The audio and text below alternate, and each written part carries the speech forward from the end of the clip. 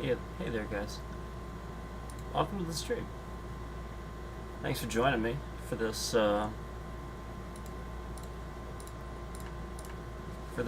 episode of our intelligent conversation here that we're gonna have.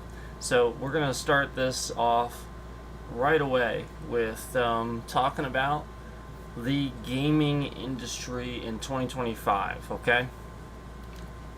I got coffee today.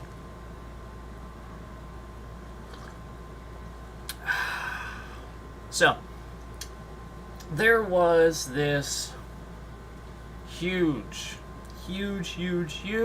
buyout, this huge private sale of EA.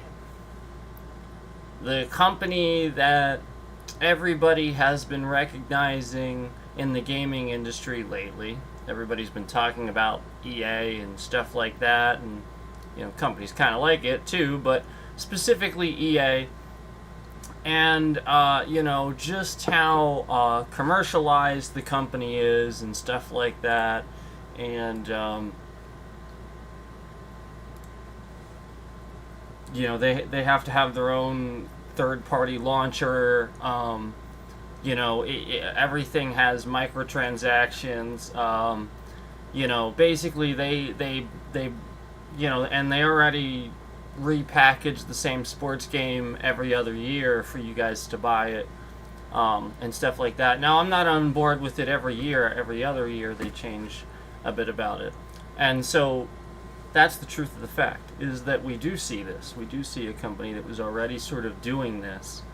And now, all of a sudden, big surprise, a huge offer is made. And the company sells to a private entity. It's no longer publicly owned. For $55 billion.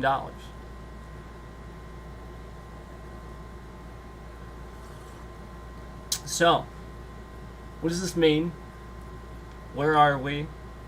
And we're going to talk about that. We're going to talk about how this relates to some other things too going on as well.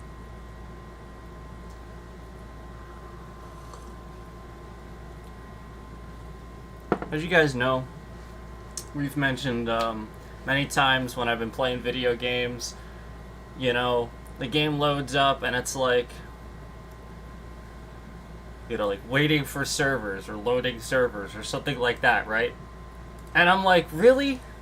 Again? Why? Why can't we have any video games these days that come out that don't have any online services? And so you have to just put that in the same category as basically the same stuff that's going on that the rich people are getting away with that they shouldn't be getting away with. The same category. Where there should be something, whether it be legislation or whatever, that handles this. They monopolies and such, You get the point. You can't do that. So,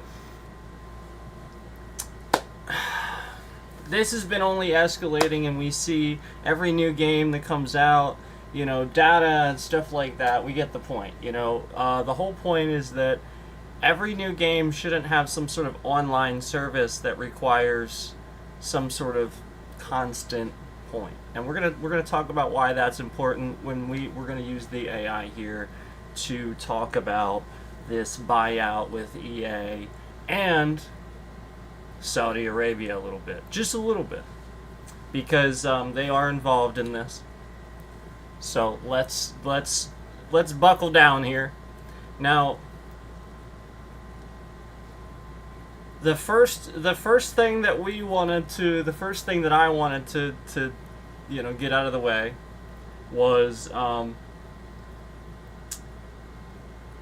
essentially, does this mean, does the EA buyout mean that there is a joint U.S. and Saudi Arabian company?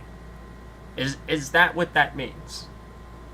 And that's what I asked the AI. Does the EA buyout mean that there is a joint U.S.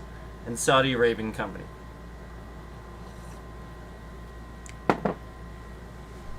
Whew! we're going to get to this because this is a little bit of a political question.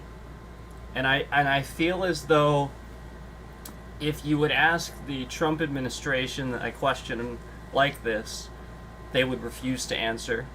They might try to say that's a nasty question or yada yada yada. You get the picture. They might not want to answer this question. That's the gist I get when I asked Gemini this question. But we're gonna go through the actual AI answer here. We're gonna go through the answer. Good question. The AI answer. Good question. What was the announced? I'm sorry. Here's what the announced deal for the Electronic Arts Inc. actually says, and what it doesn't mean about ownership structure. Okay.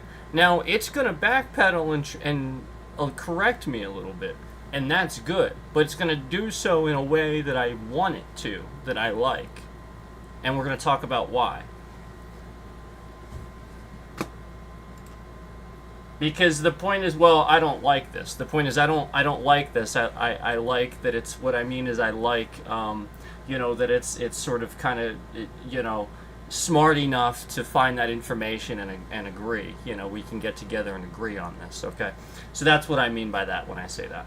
Anyway, right after that, what is happening? EA has agreed to acquire an all-cash buyout valued around US $55 billion by a consortium consisting of Public Investment Fund, PIF, of Saudi Arabia, which already held a 9.9% stake in EA.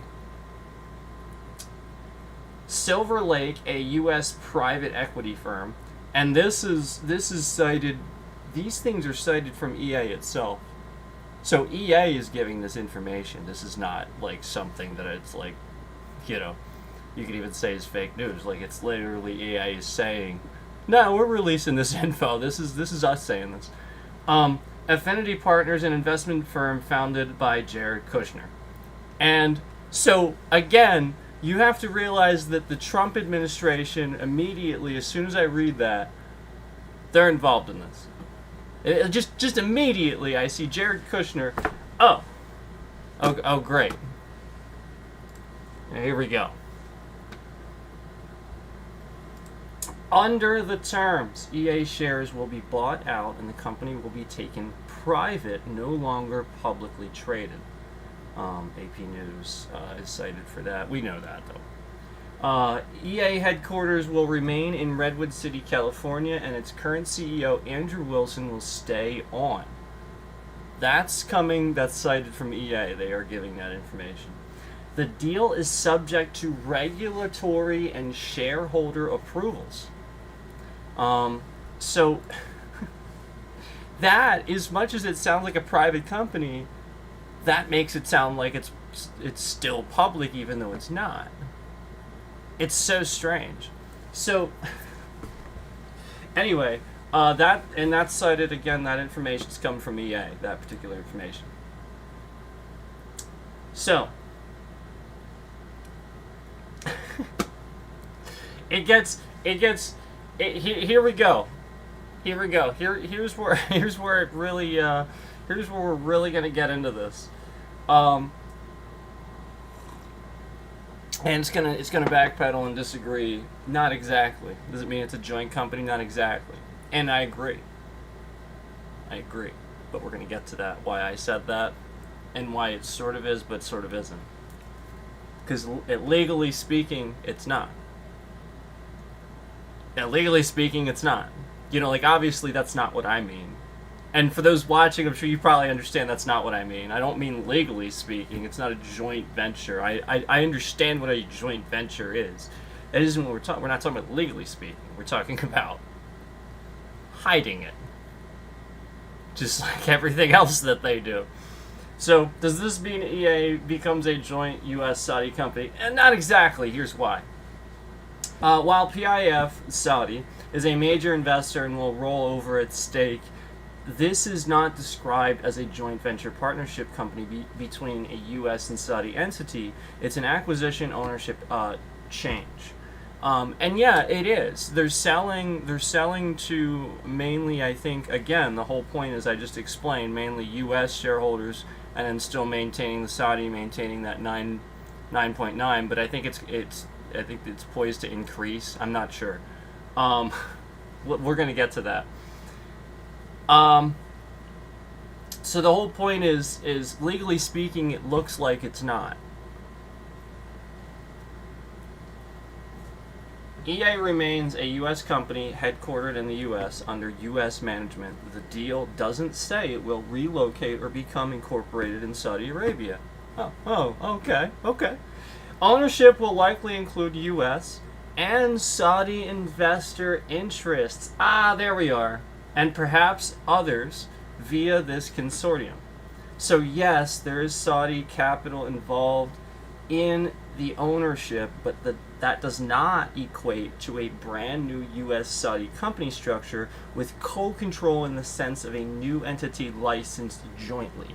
And I agree with that. That is articulated so well. I completely agree with that.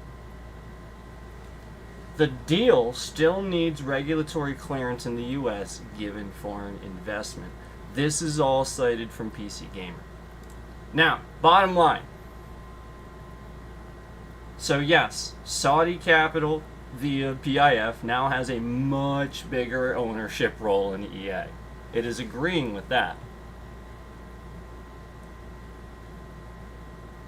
Next bullet point, no, it does not create a joint U.S.-Saudi company in the sense of a new co-owned operating entity split between the two governments or nations. EA will remain U.S.-based and operates as it has, just under new ownership. The control, governance, and operational structure may shift once the deal closes, ergo strategic oversight board composition, but the core company remains in the U.S. However, let me show you my follow-up. So that was where it finished, that first question we asked it. However, my follow-up.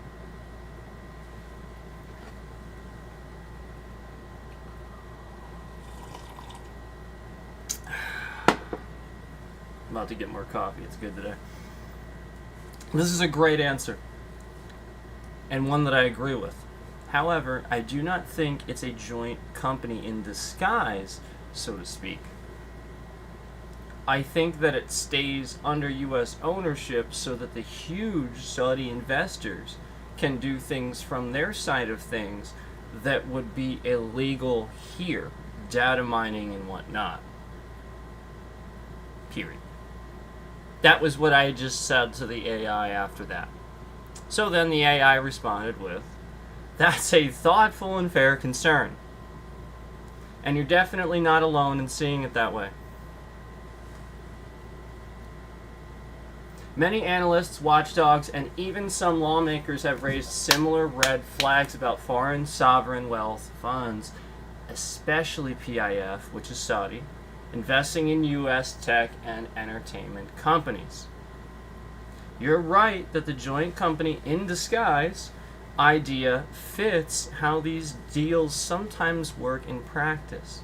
On paper, EA stays a U.S. corporation governed by U.S. law, run by U.S. CEO, and headquartered in California, but ownership means influence, and the PIF stake could give leverage over," and then it has bullet points here, "data flows and analytics, especially if EA's massive player base, hundreds of millions of users, becomes strategically valuable."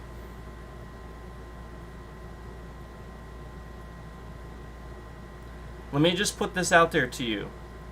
We all know that they're weaponizing cancel culture because that's a victory for the U.S. or anybody, really. Okay? This is part of what they do. Okay? And,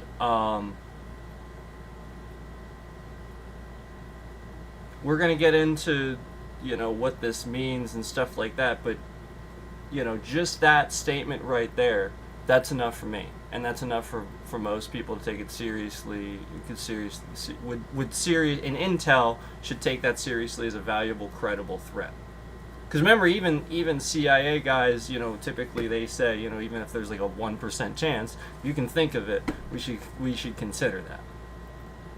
And this is talking about how many analysts consider this, and it's giving this as the first bullet point. Again, data flows and analytics, especially if EA's massive player base, hundreds of millions of users, become strategically valuable. The gaming industry is the largest industry in culture in the world. It's period. It has beaten everything. I think many times over. I think. It's huge. So there's no question. Cultural and content decisions. What games get made, how Middle Eastern themes or politics are portrayed, etc. Do you want that? I don't. What games get made?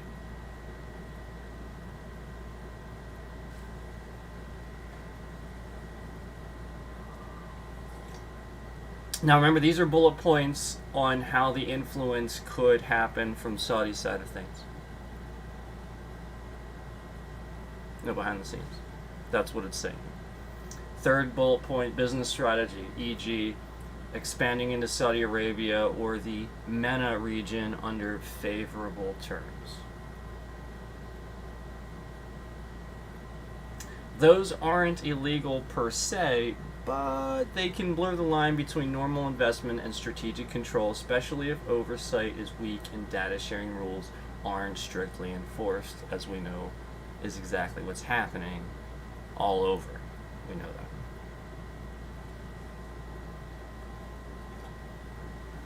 One sec. Let me read the rest of this, and then I'm going to get some more coffee. That said, the U.S. government, via the Committee of Foreign Investment in the United States, will likely review the deal. There's a CFIUS. You say that certain. You don't say CFIUS. You say CFIUS. I'm just gonna call it CFIUS. I'm gonna call it that. The Committee of Foreign Investment in the United States, CFIUS, can require data protections or even block transactions if they pose a national security risk. But historically, CFIUS scrutiny of entertainment media companies has been uneven. So that's interesting. So that suggests political influence. So your skepticism is well paced. It's not technically a joint company, but it may function like one. Italicized, may function like one in influence and interests, particularly in the Saudi side. Quietly steers data policy, partnerships, or market direction from behind the scenes. Yeah, exactly what I'm talking about. Yeah. Now I'm going to tell you what my follow up to this was, but let me grab some coffee really quick. Give me 1 second here.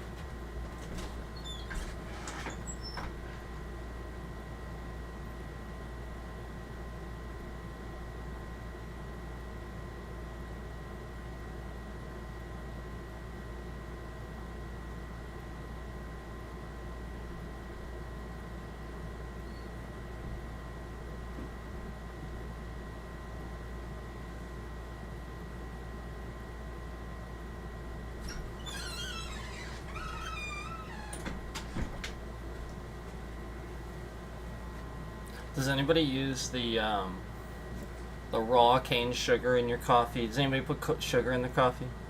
If you put sugar in your coffee, I highly recommend you don't use the white stuff. I highly recommend you use the raw cane sugar, the brown stuff, the real stuff. Just a recommendation. It's just overall flavor and just everything. Just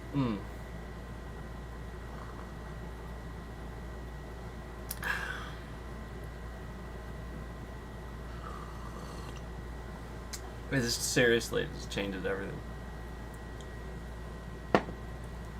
Okay. So this is what I followed up with then after all of that.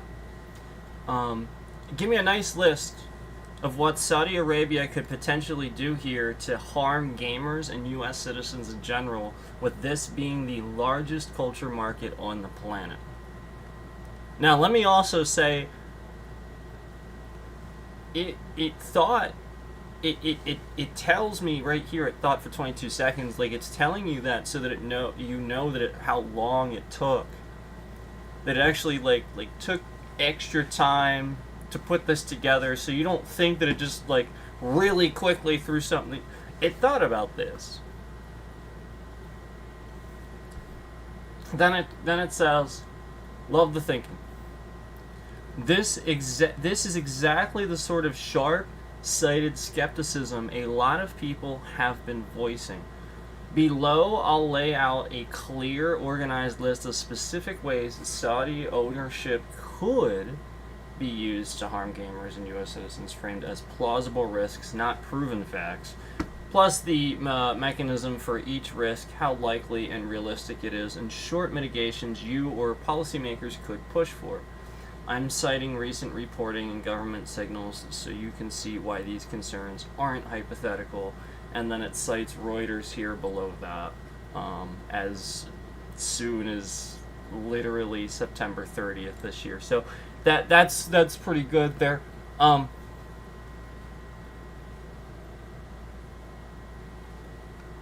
here, let me, I don't have my chat, my doc up here, I'm sorry.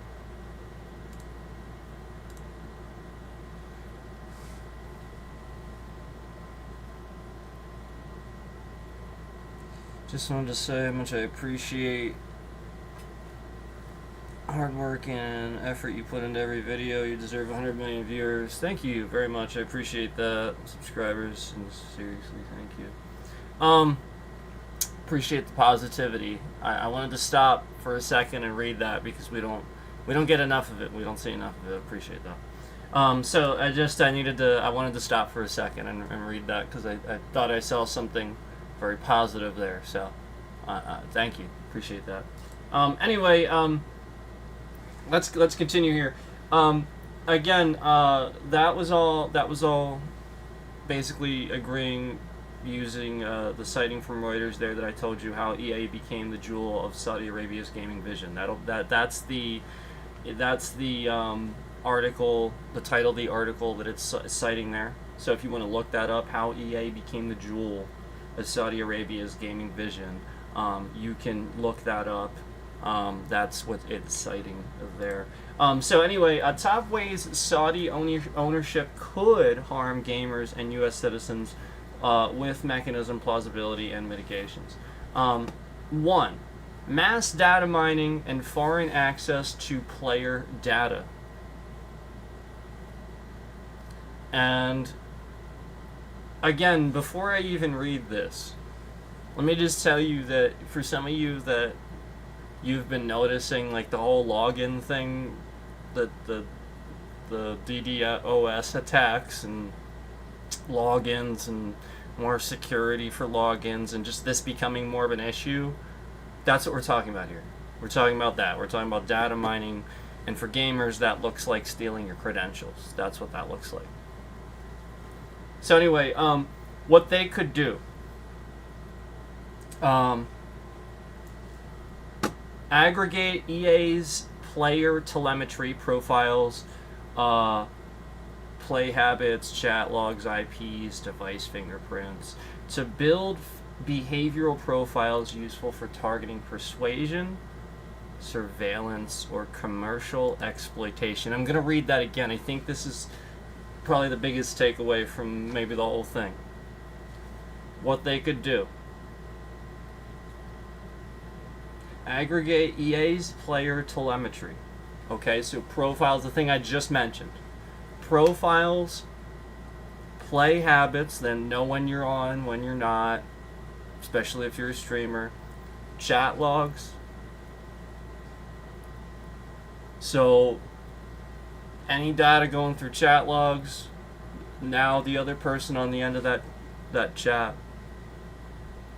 IPs, which that's what we're talking about here. Obtaining that through some some of these examples. Fingerprint, device fingerprints. Okay. And again, that is really important to build behavioral profiles like the AI stuff that I'm talking about. Useful for targeting, persuasion, surveillance, and commercial exploitation. Okay, and we've seen the sim farms in the news. We've seen it. We've seen all kinds of stuff. We've seen all this stuff lately. I mean, this is happening. They're preparing. How it work? Ownership control can influence data sharing policies, backed access, and contractual arrangements with analytics AI partners. I answered that before it even said it. Even passive investment can lead to privileged data access through board influence and new strategic partnerships. Yeah, I didn't even read it yet. That's funny. So yeah, it literally was. I had gotten ahead of it. It just literally told you that. So, plausibility, high to medium. High to medium.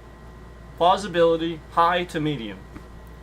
EA already collects huge amounts of data. PIF has motive to build data AI capabilities. Senators and watchdogs explicitly flagged data access risks. That is cited AP News as back in February 2023. A Saudi sovereign wealth fund has become the largest outside investor in Nintendo. There it is.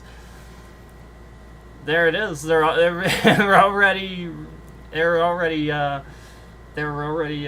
talking about it and raising red flags about it. Imagine that. Mitigations. The CFIUS thing we talked about. The DOJ. Privacy conditions, enforceable data siloing, no export of identifiable user data. Independent audits, strong encryption, plus minimize retention and transparency reports. So there's your mitigation efforts to anybody that gives a hoot and holler about that. There you go. Okay. Enforceable data siloing. Okay. Right there. Not creating those conditions. It literally says that privacy conditions, just not creating those environments.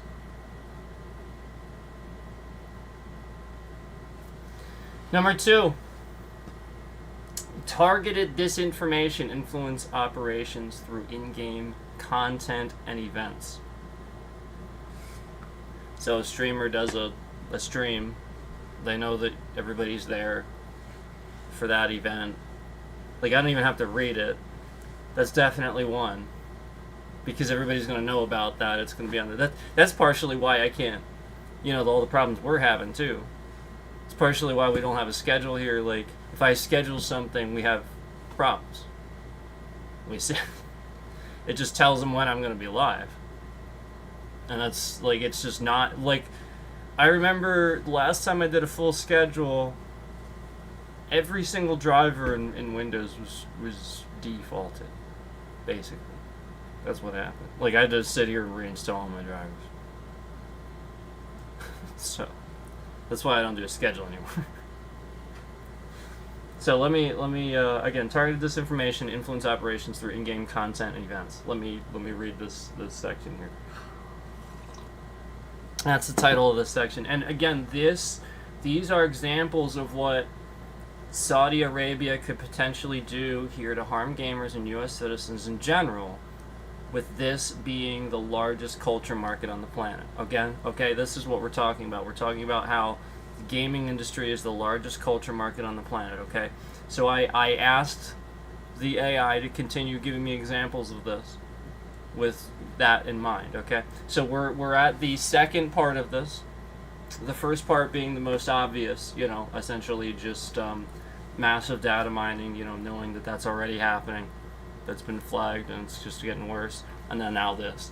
Okay, so now the second part of this, like I said, the title here is Targeted Disinformation, Influence Operations through in-game content and events. What they could do: subtly shift narratives and storylines, in-game news, events, or sponsored esports media to favor Saudi viewpoints and suppress criticism. Interesting. How it would work: editorial and or funding influence over creative decisions or control of marketing and cross-platform messaging, social channels, live stream sponsorship. Games are cultural vectors. Yes, they are. Narratives and exposure matter. This is true. This is true, especially like given like certain narratives of storylines and stuff like that. Like take for example World of Warcraft. I mean, come on, let's not pretend like trolls, like not trolls in the sense of the internet, but like the race of trolls in World of Warcraft. Let's not pretend like we don't know where their accent's from. Let's not pretend like there's not, this sort of thing in gaming, and then we all see this push for, this thing where everybody's trying to blame wokeism and stuff like that. So the point is, that's great. That's an out for them. That's a scapegoat for them. The fact that you're publicly blaming that, great. Everything's woke now, and that's gonna push that agenda. So that's one way. Now, I mean, that's one way to probably help it too, but it's one way to hurt it. And so like you have to realize that's gonna go both ways. When you start, just forcing people to adhere to a narrative that essentially isn't what they wanted to do with the game in the first place. So, again, don't ever force everything online. We should get away from that. We should start getting away from having games, having active updating and stuff like that, where it's all online. And even if it's a single-player based game where you're just playing by yourself, for some strange reason you're still online. That doesn't make any sense. Why would that be the case? Hitman 3 is a really good example of this. Now, I'm not saying it's like bad or anything. It's a good game. I'm just saying it's an example of this where you play it. It's entirely single player, but the whole time you play it, you get like the active updates, and you see that it has like servers and cloud status and stuff like that. And yeah. So that would be one example of what I'm talking about. But anyway, let's see. I'm sorry. So with this, how it would work: editorial funding, influence over creative decision, and control marketing across platform. We already read this, but the whole point is this plausible? Is what it's going to go into next. Plausibility, medium. Okay, so the one we talked about before, the data mining, it said that the plausibility of that was medium to high. This is only a plausibility medium, but that's still, very plausible if it's medium, so consider that. Changes would likely be subtle and gradual rather than overt, but history shows media ownership can influence content. Senators have warned about propaganda risks. There's a citing here for Richard Blumenthal. Blumenthal and Warren sound alarm on acquisition of, and then it cuts off. But that's October of this year.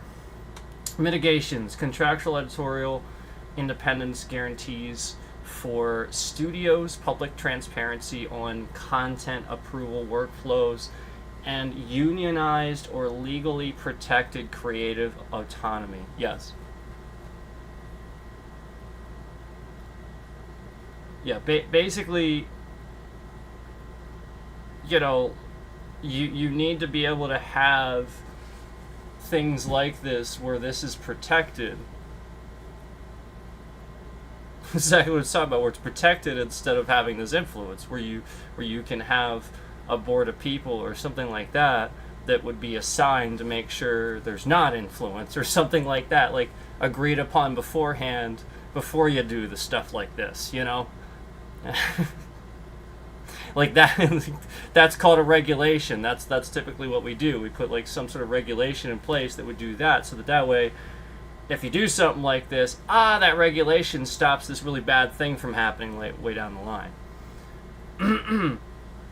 Number 3, weakening moderation. Safety for targeted surveillance or coercion.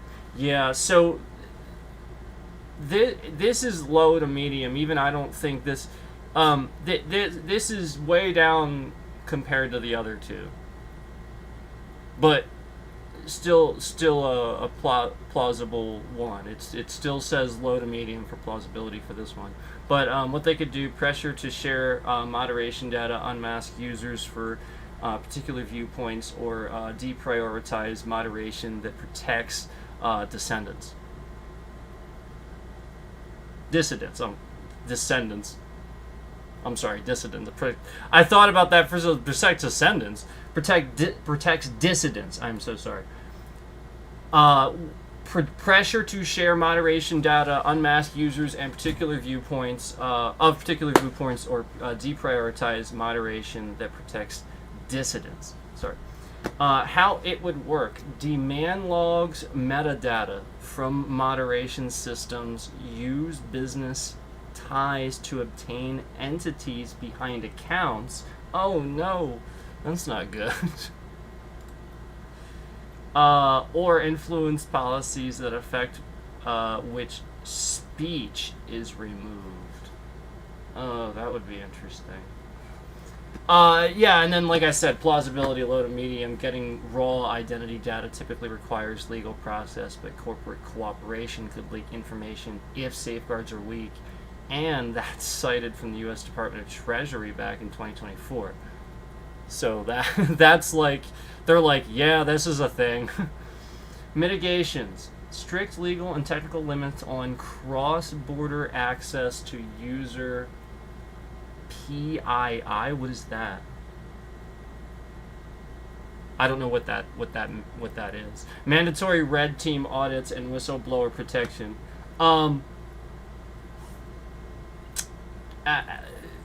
To user personal data, I would assume. I don't.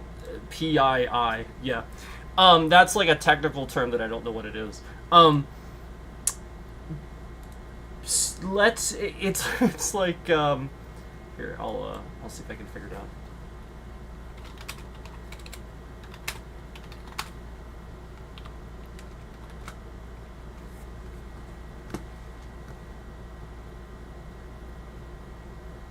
Yeah, I was right.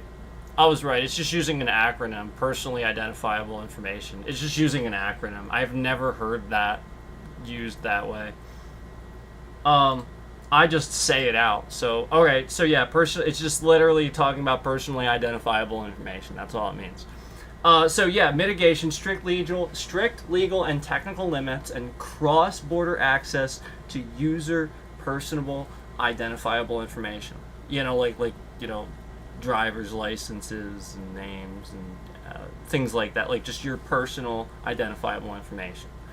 And mandatory red team audits and whistleblower protections. Okay, so number 4, selling. Now this, let me just say before I tell you this is a plausibility risk high. Before I even go into this says plausibility high. Not even medium to high. This is a high plausibility for this one. So this is number 4 here. Selling or repurposing. Yeah. And anonymized data sets. That's a tricky word because you look at it and it's you want to say it differently. Anonymized data sets for AI training. So selling or purposing anonymized data sets for AI training, privacy erosion is what it calls that. I agree. Privacy erosion. It has that in parentheses as if that's like a term for that. Yeah. And I'm pretty sure that's already happening. What they could do, use massive de-identified player data sets to train recommender systems, synthetic persona models, or targeted advertising engines that are then used commercially or politically. Holy crap. How it would work. Anonymized data can often be re-identified or combined with other data sets. Yeah. That's why I said holy crap. It fuels highly effective persuasion marketing tech. Yeah, that's what the data brokers are for. That's what it's for. It's literally just to identify what you watch so that that company understands how to advertise to you. It's not to be used maliciously. PIF's interests in AI games. PIF, member Saudi. PIF's interest in AI games makes this attractive, and this is cited from Reuters as soon as September 30th, 2025. It's the same one. How EA became the jewel of Saudi Arabia's gaming vision. Oh, plausibility high for commercial users, high, medium for covert political uses. So if it's even suggesting that, I think it's fair to say it's probably happening. Crazy. I mean, it's just it like there's a few more here. It's gonna keep going. Oh my god, it's gonna keep going. We're only up to, yeah, we have some high risk ones still. We're like literally, like, this is only the fourth one. And just to recap what we're doing here, the whole point is that we're talking about the EA situation and the fact that it's this big buyout, this $55 billion buyout that's privatized to make it look like it's US owned, but really there's all this Saudi influence. And legally speaking, it's US owned, but really there's all this Saudi influence. So that's what we're talking about here. And that's what we got to, the gist of what we just got to, and it agrees, you know, and top analysts agree with me. And the whole point is, we asked this question, give me a list. Well, we asked it to do this, not really a question, but we asked it to do this. Give me a list, a nice list of what Saudi Arabia could potentially do here to harm gamers and U.S. citizens in general, with this being the largest culture market on the planet. Because the whole point is that gaming is the largest culture market. It's bigger than the movie business. It's bigger than anything. It's bigger than anything. It's beating everything. And so, yeah, it agrees wholeheartedly. A lot of these things are medium to high risk. There's only one thing that was low to medium, and it was that targeted surveillance coercion. So, 5.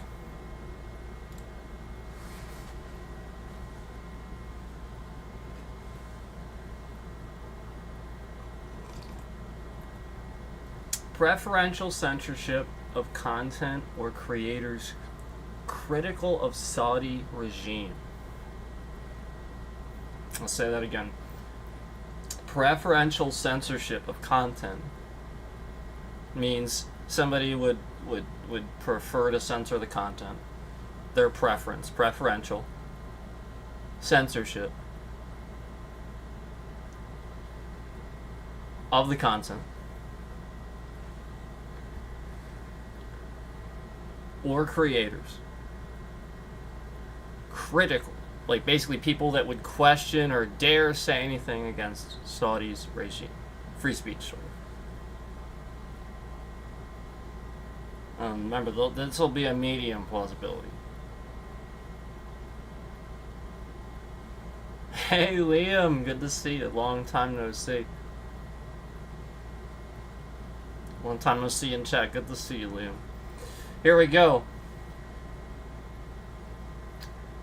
Liam says, so in the final analysis, probably not good.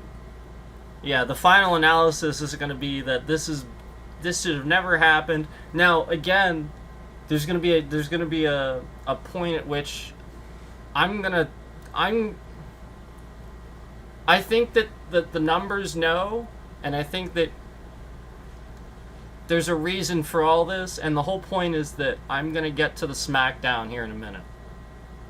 There's going to be a SmackDown. It's going to be brutal. But there's a point at which this could have been prevented.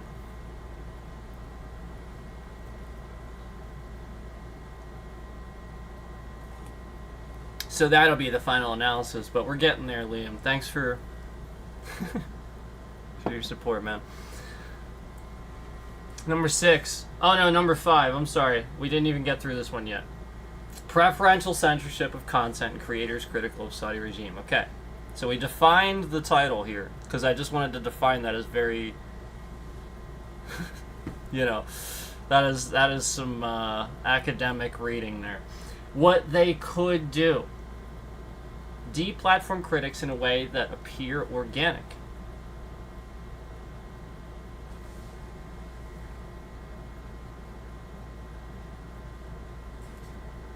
What they've been doing to me, removing all the views, stuff they've been doing to me. Reduced visibility, demonetization, or removals framed, or policy enforcement. Those are the examples it gives. Hey Chris! Good to see you. How it would work. Influence algorithms. The cancel rhythm. Monetization rules. Or take down decisions to silence content that offends state interests.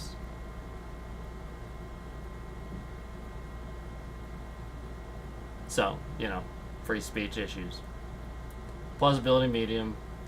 Plausible where control over platform moderation and monetization exists would be risky and likely to generate backlash. And this is cited from Kotaku as early as October 16, 2025. Saudi buyout of EA faces fresh backlash from senators. That is the name of that article, if you want to check that article out. Yeah. You've noticed the views lately? So did you see the one just randomly, one of those streams, the third world country one, where it was at like 600 some views and then just overnight 500 came off?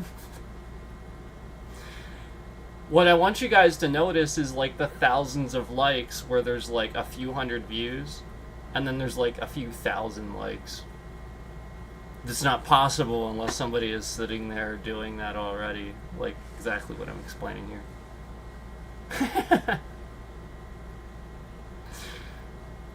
What's the topic tonight? Okay, so for those just joining us, we've gone through it a couple times, but we'll go through it again. We're talking about the EA buyout. We're talking about how EA just privatized their company for $55 billion. It was a publicly traded company, now is privately owned, except, again, the point is it's very obvious it has Saudi influence. We already got to that point. And it's trying to be masked as a private company that's legally privatized and stuff like that. No joint venture here. But really, there's huge, massive influence in Saudi Arabia. And so the whole point is, once we got to that point, I asked the AI, I said, give me a nice list of what Saudi Arabia could potentially do here to harm gamers and U.S. citizens in general, with this being the largest culture market on the planet. Because gaming it has beaten everything. It's larger than the movies, it's larger than music, it's larger than everything. It has those things in it. Movies are made from games, and they're huge, and people want their music in movies, that's it, and then that game is the movie, and people want their music in games, the game is bigger because it's, it is what it is.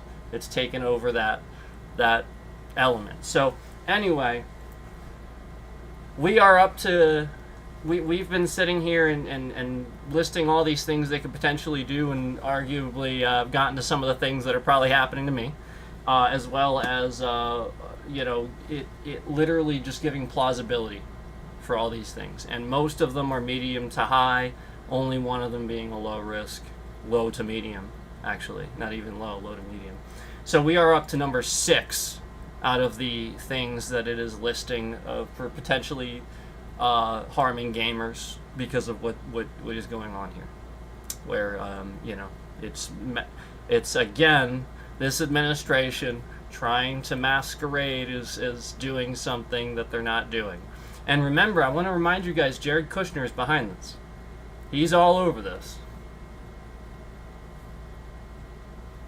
We talked about that earlier. Jared Kushner's all over this. So that's where we're at, Chris. Thanks for joining us. Now that you guys are caught up, let's go on to number 6.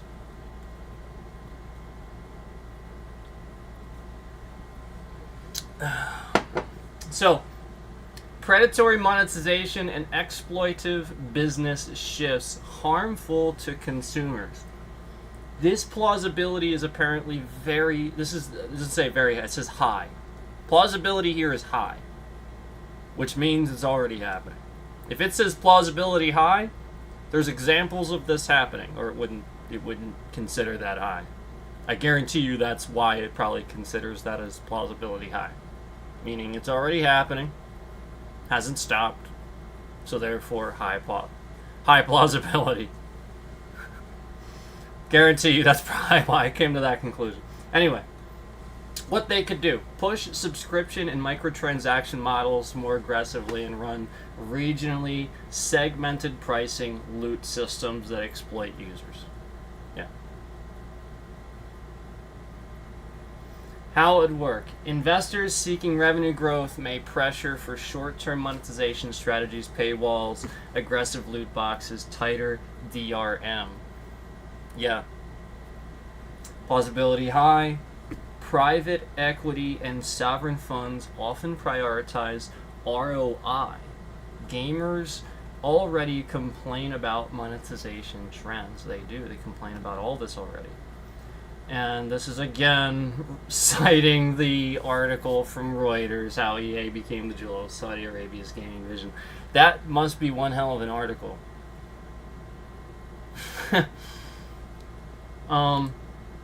Number 7. Export controls and geopolitical leverage over cross-border features, e.g. server access. Plausibility medium. I think this one's more than medium. What they could do: limit or alter access to online services in certain countries, or use server hosting to control which populations can access features. Sounds like there's authoritarian countries. How it would work: shifting shifting back-end infrastructure and redirecting traffic through providers subject to different jurisdictions gives leverage to restrict or degrade service. Wow, that's crazy. Yeah, makes sense. Unfortunately. Plausibility medium. Technical changes possible would trigger political and consumer backlash. Again, the Reuters article. Mitigations, diversify infrastructure. Okay, Trump don't have an infrastructure bill. Legal protections for core services and public commitments on availability. Wow. Number 8. I think there's 10. Just so that you know, if you're wondering how long it's going to take us to get through these, I think it's 10. But hang in there because we have a smackdown here. We're gonna lay the smackdown. We haven't gotten to the smackdown yet. It's coming. Because I have not finished asking questions yet, and I have a smackdown prepared. So, number 8. Use gaming IP for political soft power, cultural washing. Culture washing. I've heard that term. You guys have heard that term, right? Culture washing, for sure. That's in parentheses. culture washing. What they could do, use blockbuster franchises in esports to normalize Saudi narratives and improve international image. Sports washing, games washing, yeah, how it would work. This plausibility is high, meaning it's already happening. How it would work, potential funding for Saudi-aligned partnerships, themed content, and huge esports events oriented to promote the kingdom. PIF has explicit plans to develop a gaming ecosystem in Saudi. This is cited by the AP News in 2023, and I was just going to mention that even Asmongold spoke on a video a while back about how Saudi Arabia was organizing their own esports thing and sort of kind of combining it all in one thing. So even he made reference to it. So just throwing that out there. Plausibility high. Cultural investments are a clear PIF objective. That's what it says for the plausibility explanation. Mitigations. Public scrutiny. Press reporting and requiring transparency in sponsorship deals, which is kind of what we talked about earlier. You know, like where you would have some sort of thing where it says, we're not going to do that unless you kind of help us out a little bit. You can't have that much influence. So that's what that would mean. Transparency in sponsorship deals, where you know everybody knows what's going on. That way somebody can actually say something when they see something's wrong, if you get what I'm saying. So anyway, number 9, intellectual property tech transfer that strengthens Saudi tech capabilities. This is a plausibility medium. What they could do: funnel IP, studio talent, or technical know-how into Saudi projects, games, AI, that build long-term geopolitical advantages. How it would work: partnerships, studio relocations, and joint R&D agreements. PIF made major gaming investments before and funds local industry build-outs. That's Reuters again, but that's a different article. Saudi mega fund success rests on fuzzy local bets. That's the name of that Reuters article. That's back in 2024. Saudi mega funds success rests on fuzzy local bets. That's the name of that Reuters article right there. Plausibility, again, medium, plausible through legal commercial deals, less concerning if done with transparency and proper controls. Again, I'm sorry, with transparency. I don't know why I said less. It literally says less concerning if done with transparency. Did I say with less? With transparency and proper controls. My fault. Again, going back to what we just said, transparency, so that people and then could get those proper controls in there. It's exactly what we just said. Mitigations. CFIUS, the thing that I don't know how to say it. It's some acronym. I don't know how to say it, so we're calling it CFIUS. CFIUS. We defined that earlier. Antitrust conditions, export control checks, and contractual limits on transfer of certain technologies. And this is what we're talking about with what happened to us during COVID, where we had a shortage of chips and stuff like that. And it's real convenient that happened during COVID and whatnot. And so, like, the whole point is that understand that all the, like, that's why the strategic thing of Taiwan being where it is and not letting China take that back over and stuff like that. Like, that's why that's so important, because every chip on the planet's made in freaking Taiwan. That's a problem. I mean, it is what it is, but it's still a problem, and you don't let China retake Taiwan. So, like, just knowing that, this is the point. Yeah, and that's just one example. So that's what we're talking about here. We're talking about stuff like that, where that's what they could do, where, you know, during COVID, that's an example, where nobody could get video cards. Remember that? And the video cards were like 3-4 times what they were supposed to be on the internet, because everybody hoarded them. Chris says,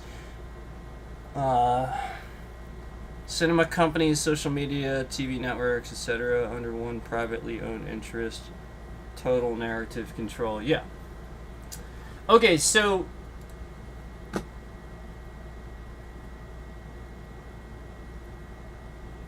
We did finish that one. That's number 9. Okay.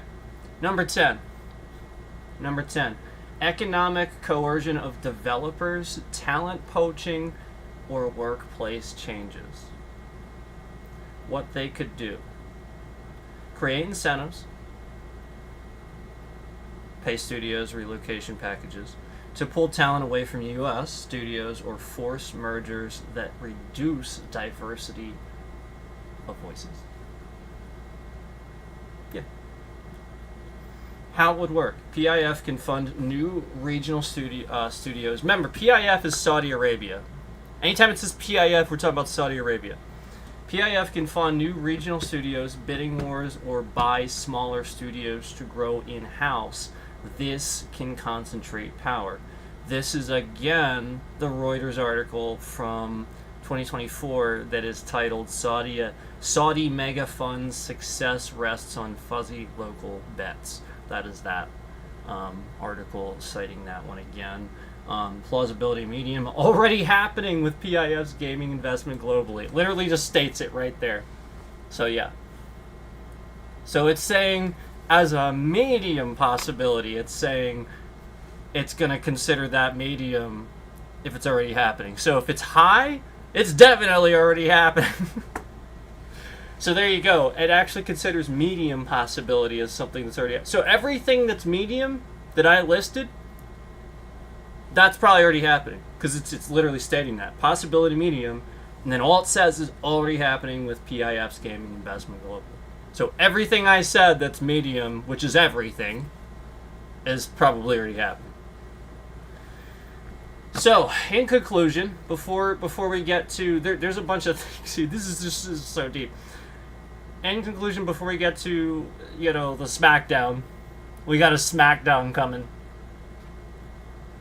In conclusion, before we get to the SmackDown, we got some more stuff here.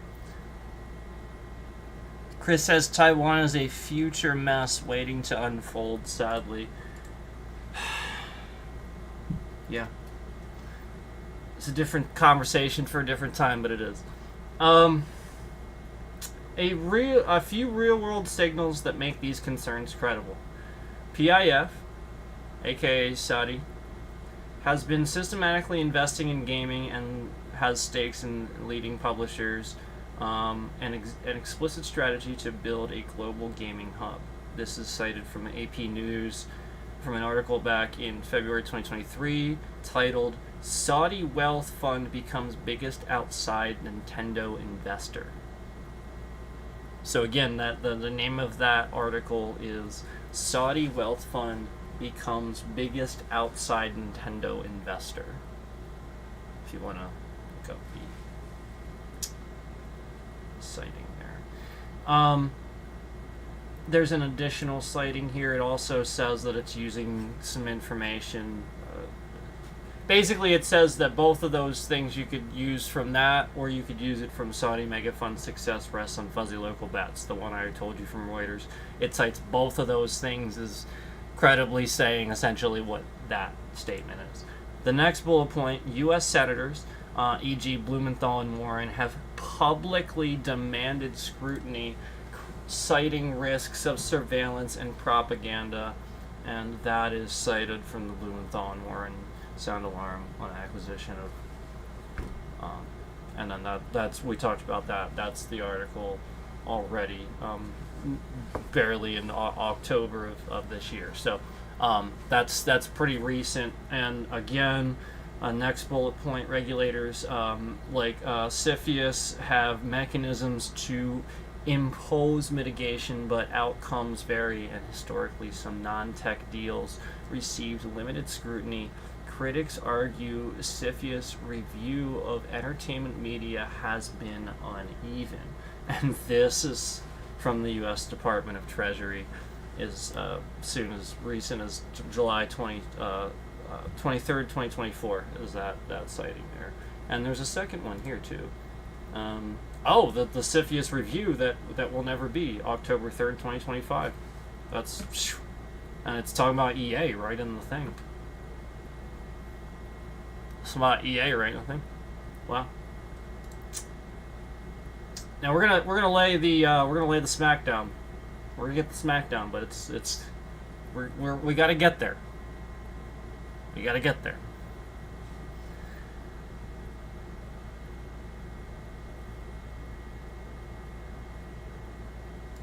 I think this is important to say this because this helps protect gamers and stuff. So I'm gonna say this stuff too. Okay, because it's not just about talking about the political side of things and all that and whatnot. It's about protection and trying to give people the awareness that they deserve. Okay, so I'm gonna read through this too. It goes on to say practical steps citizens, gamers, and policymakers can push for. It says quick list. 1. Demand transparency, public disclosures about governance, board seats, and data access commitments. 2. Push for enforceable mitigation. Require CFIUS or Treasury to impose legal safeguards, data localization, independent audits, that sort of thing. 3. It's even actually using some sightings here, almost like there's other things that agreed with this too. This is why I came to that conclusion. 3. Community pressure. Organized user pushback, developer unions, and media scrutiny can deter heavy-handed moves. 4. Technical projections. Encryption at rest transport. Encryption at rest transport. Yeah. That's a really good point. I've talked about that before. Is it talking about literally like a rest stop, or is it literally talking about? I think that's important. That's what nobody thinks about. These infrastructure bills never happen under Trump. And what you have to realize is that somebody in a government somewhere that's spying on us and stuff like that, they might not be able to impact much as far as, the military and stuff like that, but they can sit here and probably stare through a camera at a rest stop, at a really busy rest stop, and who knows what they're impacting with the people that they would have then at that rest stop in this country and stuff like that. That's what you have to understand, is that's probably how a lot of governments are slowly doing things, because everything's so connected.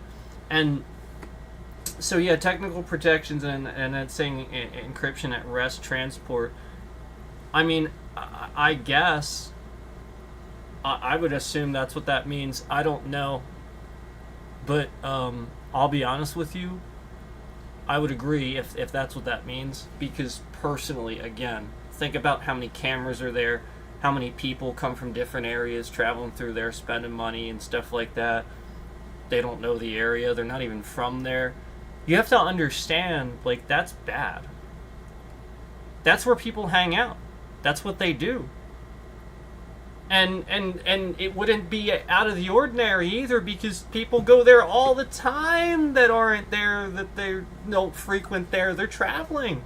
It's not out of the ordinary. So, yeah, someone asks you a question. Well, I mean, it's a rest stop along a highway, so I'm going here. The whole point is you're traveling. It seems legit.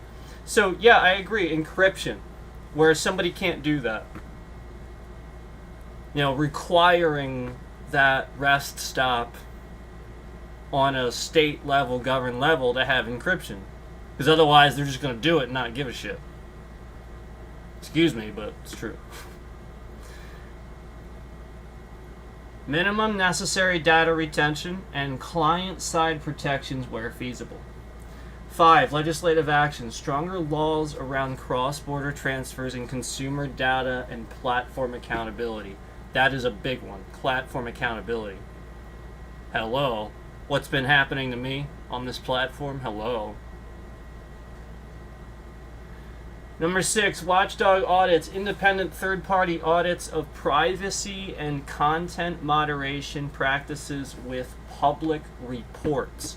Yes, absolutely, so that way we keep those things accountable, because we can then see them, public reports. Absolutely. So, that's the final, and then it gives a short summary here.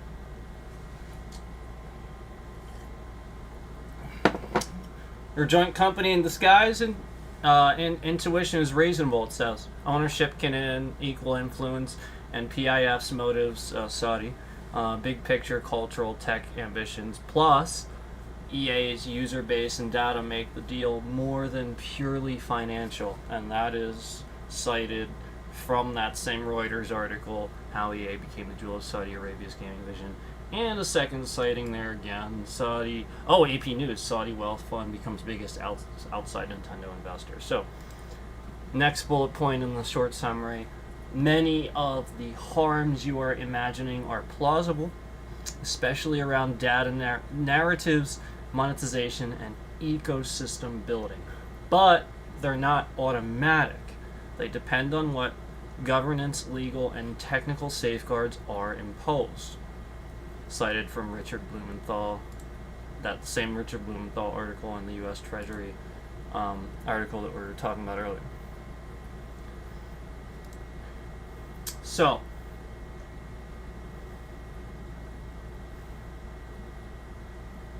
let me just see how long it's going to take us to get to the SmackDown here. Because we have a lot to cover today. I'm trying to get through it as quick as I can. That's why we're just hammering through this. But this is deep.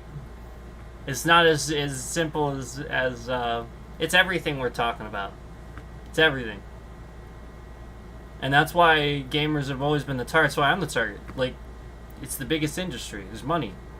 It's everything. It's reputation, it's money, it's everything. Let's see how long it's going to take me to get to the SmackDown. It's going to take a little bit yet. We're not at the SmackDown yet. We're not there yet. We're not there yet. Sorry. It's going to take a little bit. We got a couple more things to get through here. And it's going to take a little time. So I'm just warning you. Just warning you, that's all. But we got a SmackDown for you. We got one. It's coming.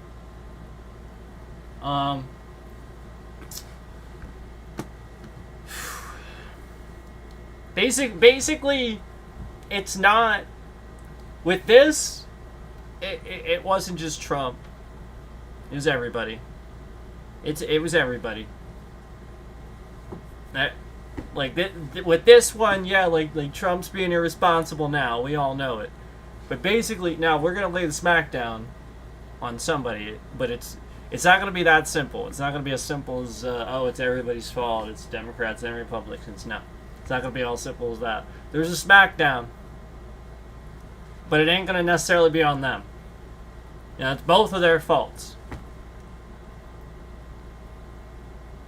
Because this is extended well beyond the Trump administration. We know that. But obviously we also know that Democrats and mentioning Senator Elizabeth Warren's mentioning, all these Democrats and stuff like that previously that have warned about this, that we're trying to tackle it, So the point is it is deep, it's a perpetual thing. You have to deal with it. So, just warning you, we have some stuff to get to. It's a bit long-winded. This is not something where we can just really quickly do this.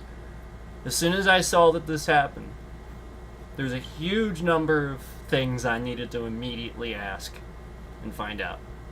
As soon as I saw this went through, and yeah, as soon as I did that, it's exactly like all the other analysts. That's the point. That's what analysts do.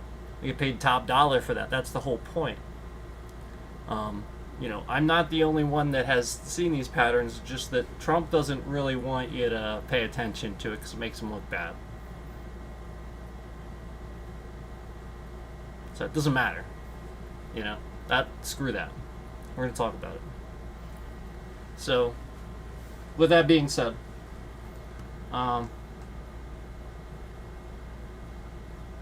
we have a couple more points to get to here. A few more things that I asked the AI before the SmackDown gets started. Okay? I'm going to go to the bathroom really quick. And I'll come right back. I will not be gone for before 5-10 minutes or anything like that. I'm just gonna go to the bathroom. Okay, I'm gonna come back. I know where to go through this. Okay. Sounds good, Chris. I just wanted to just be fair with you. I'm gonna run to the bathroom. I'll still get you. Hold on.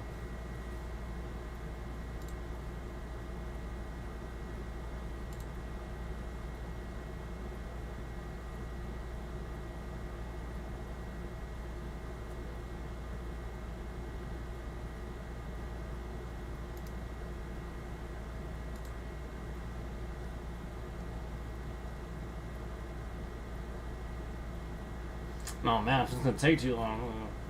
Where's my stuff at? Where's my... Oh, there it is. I found it. I'm sorry.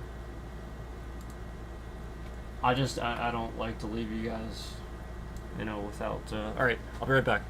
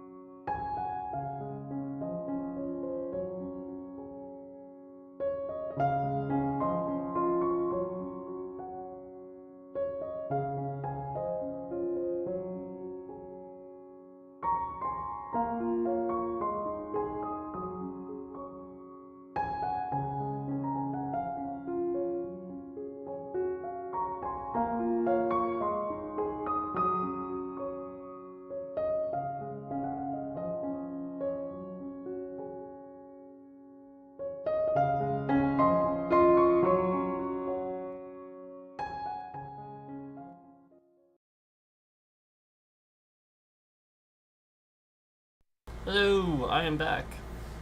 Thanks for sticking around, guys.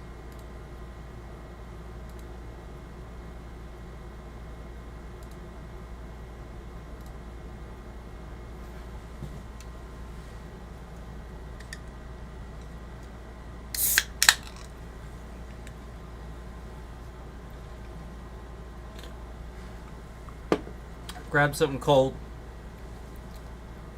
so I can quench my thirst now after my coffee.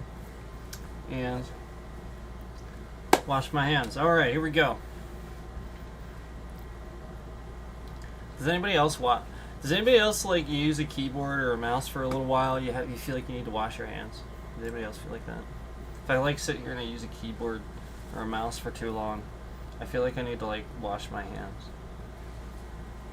Anybody else feel like that? All right. Thanks for sticking around, guys. Thank you so much. Thanks, Chris. And thanks again to Liam for hanging out. It's good to see you again. All right, so again, reminding you guys that we're going through this whole EA nonsense, but you know, like just it's more than that. It's bigger than the EA thing, the EA buyout. It's bigger than that. We're going through this. So the next thing that I asked the AI to do for me.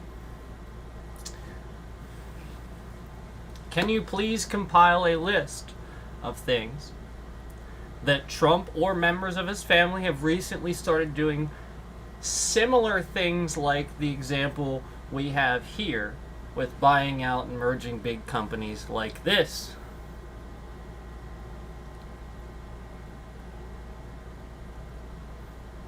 Because you guys know we already talked about the Bitcoin thing, the cryptocurrency thing that's happening. It's with Bitcoin, right? Is it Bitcoin? I forget what it is. He's combining, Don Jr.'s combining a bunch of stuff. It's not exactly really legal. So, anyway, it went on to say, here are several recent business moves by Donald Trump and or his family affiliated entities that resemble the type of large-scale acquisitions that mergers or investment arrangements we discussed. I'll list each with a short description and why it's relevant to your interest in big company buyouts, mergers, and influence. And then it lists the huge amount of articles at the top that it cites. I shouldn't say huge, but that's a pretty big amount, because that last one, it only needed a couple to cite that whole thing, and this one it's using three, four, five like different articles here. That's a lot. That means there's a lot of different information out there that it's using, that it can use. So anyway, notable deals. Number 1, New America Acquisition Corp, CPAC, backed by Trump's sons. According to Reuters, his sons Eric Trump and Donald Trump Jr. helped back this blank check vehicle filed for a $300 million plus IPO aimed at acquiring businesses valued at $700 million plus or more, focusing on domestic manufacturing, innovation, and supply chain sectors. And again, that is cited from Reuters as recent as August 4th, 2025. The Reuters article is titled Eric and Trump Jr. backed manufacturing CPAC files for $300 million U.S. IPO. It also cites New York Post, Don Jr., Eric Trump backed blank check company that aims to boost U.S. manufacturing. So again, the article cited is Reuters article titled Eric and Trump Jr. backed manufacturing CPAC files for $300 million U.S. IPO. That is literally the name of the article. The other article is New York Post article, literally titled Don Jr. Eric Trump backed blank check company that aims to boost U.S. manufacturing. So, why it matters, next bullet point, why it matters. This is exactly the kind of vehicle that allows major mergers, acquisitions via CPAC tied to the Trump family, showing they are actively doing large company deal work, not just passive investment. Next bullet point, key details. The target sectors are strategic, manufacturing, critical supply chains, which may align with policy regulatory interests. Number 2, Trump Media and Technology Group Corp, TMTG, crypto and token deal. Here we go. First bullet point, the The FT reports TMTG, controlled by Trump family, struck a $6.4 billion deal to acquire the native token CRO of Crypto.com's Kronos blockchain. And that is cited from Financial Times as recent as August 26, 2025. The name of that article is Trump Media Group in 6 BN deal to buy Crypto.com tokens. Again, the name of the article by Financial Times is called Trump Media Group in $6BN deal to buy Crypto.com tokens. August 26, 2025. Next bullet point, why it matters. This is a non-traditional acquisition. Yeah, for sure. That's why it was a huge red flag for me. Very non-traditional. A large-scale crypto asset acquisition rather than pure company buyout, but still signals major capital deployment, merging, absorbing digital assets, and offering the Trump family influence in a large, emerging market. Yes. Next bullet point. It also shows how the Trump ecosystem is participating in next-gen sectors, crypto blockchain, which have regulatory sovereign interest. Number 3, foreign real estate and resort deals by Trump organization. Foreign real estate and resort deals by the Trump organization. First bullet point. Example, the AP reports the Trump organization struck a deal with Qatar's government-linked firms to develop a luxury golf resort in Qatar via Dar Global, including Trump-branded villas and golf course. And remember, this is them giving him that freaking plane that we keep talking about that he has, where he accepted a plane and then flew to this golf course in the middle of a crisis he caused to cut a ribbon. Okay, remember that. And this is cited from AP News as early as April 30th, 2025.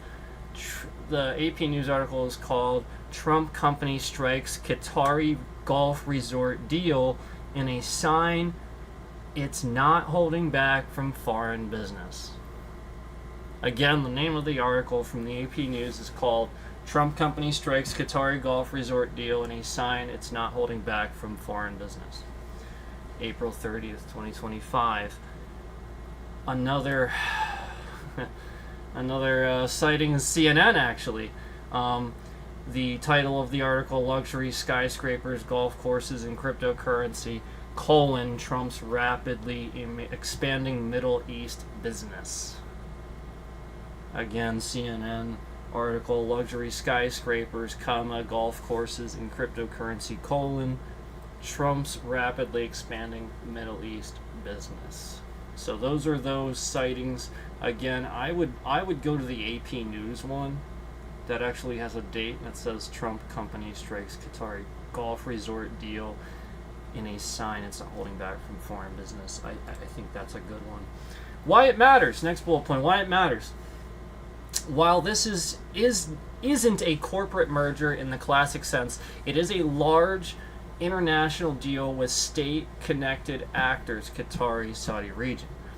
It shows the family branch is doing doing big deals tied to foreign capital and brand licensing. Yes. Remember the EA deal. Jared Kushner. Okay. So the whole point is they're been doing stuff like this. This ain't nothing new. The whole point is to use the facts that have been going on, the stuff they have been doing, to show you this has been going on. I mean, they've been doing stuff like this. This ain't nothing new. So, anyway, and then, yeah. Next bullet point raises issues for foreign ownership influence in branded assets tied to politically exposed family. It's all about family. Vin Diesel's going to show up. Number 4. Role of Jared Kushner and Affinity Partners in the buyout of Electronic Arts. It literally gives the fourth. That's the fourth one here. A recent article indicates Jared Kushner, Trump's son-in-law, had involvement via his firm Affinity Partners in the $55 billion acquisition of EA in partnership with Saudi PIF and Silver Lake.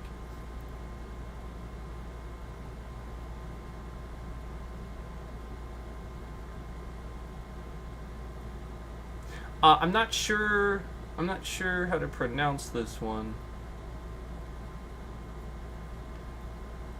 Le Monde.fr. That's the article it's citing there. You just look up. I've never heard of that source. I'll be honest with you. I think it's Le Monde.fr. What country would that be? I'm trying to think. France? Sounds like French. So the title of this article, The Double Life of Jared Kushner, Mixing Business with Politics as emissary for his father-in-law, Donald Trump. Okay, that's the name of that article, and that is October 7th, 2025. The Double Life of Jared Kushner, Mixing Business with Politics as emissary for his father-in-law, Donald Trump. That is the citing for that bullet point. The next bullet point, why it matters, you don't need a citing for that. We all know this is happening. We talked about this. You don't need a citing for that. This what the whole thing's about. We know that Electronic Arts has been bought out and Jared Kushner is involved. The next bullet point of this one, the EA thing we're talking about here, why it matters. This is among the largest corporate buyouts globally. It links the Trump family indirectly via Kushner into that scenario, which is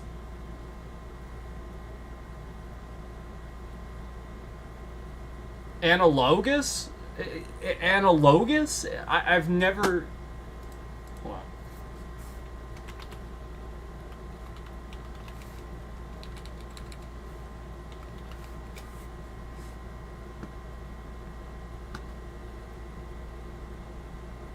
Analogous.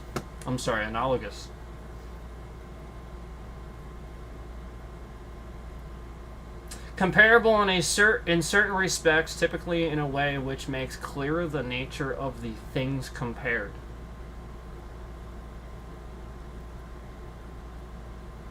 Okay. Yeah. Analogous. Yeah. Never heard of that. You learn something new every day. I look things up when I don't know them, and I admit to it. So yeah, that is definitely, I agree. Then looking at Word Up, which is very analogous to what you asked about big acquisitions, cross-border capital, and culture tech companies. Yeah, related. Yeah. It stems. I understand the.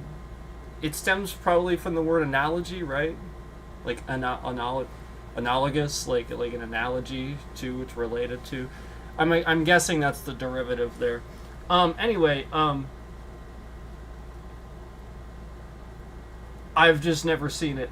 That's awesome. So anyway, that's the fourth one of the notable deals. Now, don't forget, we're gonna get to the SmackDown. Don't forget about the SmackDown. Oh, don't forget about the SmackDown. We got a SmackDown for you. We are gonna lay it down here.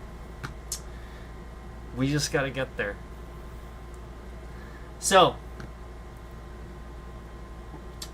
we can go into this. I'm not gonna go into the it has huge bullet points here. It goes on to bullet points here.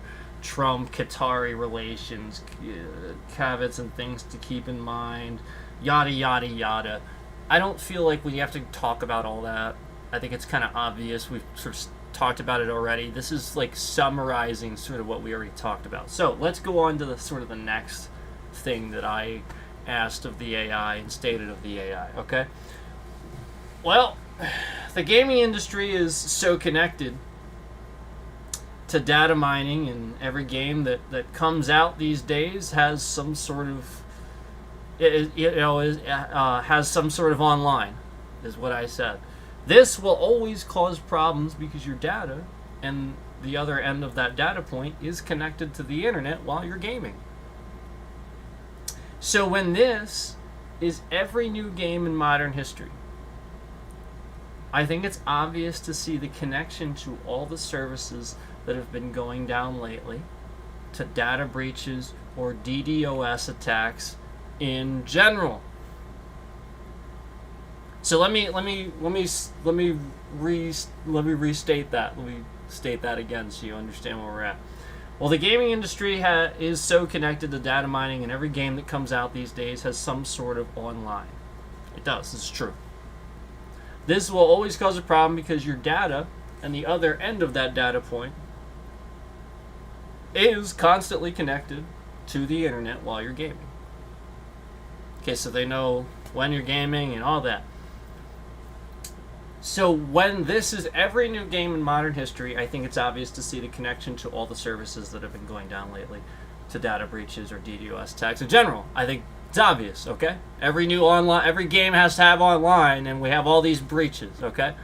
It's obvious. And then this happening and all that. Okay, and then it says, you're absolutely right to connect these dots. And you're describing what cybersecurity experts call the attack surface problem in modern gaming. Here's the big picture behind what you're noticing. Number one, everything is networked now. Nearly every modern game, from single-player titles to mobile and console experiences, phones, home to servers for updates, authentication, leaderboards, telemetry, or monetization. That means the moment you launch a game, it's part of a massive, always-on data ecosystem. Yeah, that's true. Always online data ecosystem. 2, games collect far more than you think. Even harmless analytics can include session data, location hints, hardware IDs, chat logs, and social graphs. Interesting.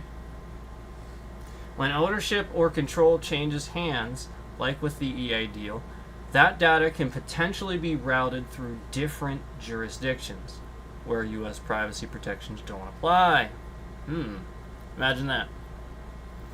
3, centralized systems equal single points of failure. The more interconnected studios become, shared platforms, cross-game IDs, third-party APIs, the easier it is for one vulnerability to ripple across multiple titles. Exactly what's behind many recent service outages and DDoS waves. Which is why I asked the question. Which is why I stated that. 4, DDoS and breach frequency tracks with monetization intensity. DDoS and breach frequency tracks with monetization intensity. Every new microtransaction platform, online storefront, or on account linking feature expands the potential attack surface. I'll read that again. Every new microtransaction platform, or online storefront, or account linking feature expands the potential of attack surface. Yes, it does. Hackers and botnets target these services because user data and payment information are highly valuable. That's what they're doing it for. Number 5, state-linked and investor-aligned actors can exploit this ecosystem. Imagine that. State-linked or investor-aligned. Saudi.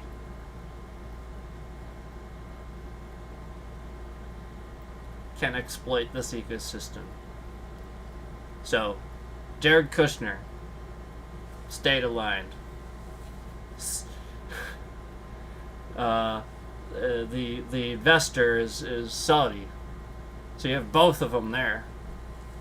That's what it's talking about. State aligned being whoever would be aligned with whatever government is influencing this decision, and then investor aligned, whoever's backing it with the money. So state aligned is just using that as a generalization. It's not necessarily saying specifically state, like just saying state aligned is in the sense of a governing body, whoever backed that's part of that governing body that supports that governing body, aka right now anybody tied to Trump, so that's the point. State-linked or investor-aligned actors can exploit this ecosystem. If a major foreign investor or owner has even indirect back-end access, back-end access. If a foreign investor or owner has even indirect back-end access, they could theoretically mine behavioral data at scale, or influence how these systems secure or expose user information. Interesting.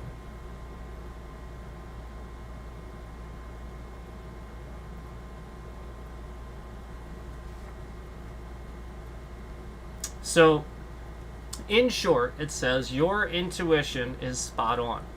Online only design plus centralized data storage plus global ownership equals perpetual vulnerability. Next bullet point, the gaming industry has effectively turned into one of the world's most active data networks, and that's why the pattern of outages, leaks, and attacks keep accelerating. That's why. So,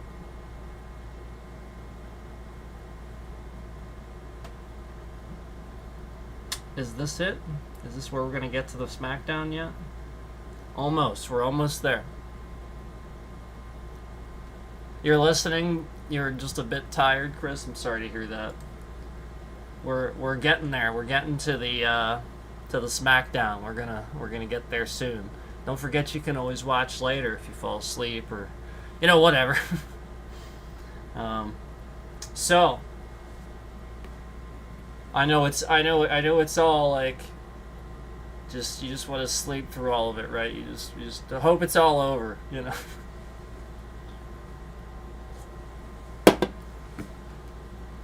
Okay. So it said all of that, and then after that I said to the AI, well, to be honest, a big problem is Microsoft, whether they want to admit it or not. I said the entire US is on the system, and so is the world. So for those who aren't, it's pretty easy to breach once that system is already breached. We've never moved past Windows systems, and Xbox only being more integrated into Windows only makes things worse.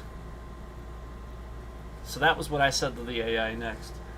And do you know what the AI said? Do you know what the AI said? The AI said, that is a really astute point.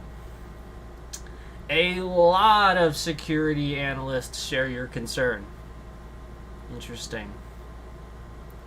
What you're describing is a kind of monoculture risk when nearly everyone depends on the same underlying platform like Windows.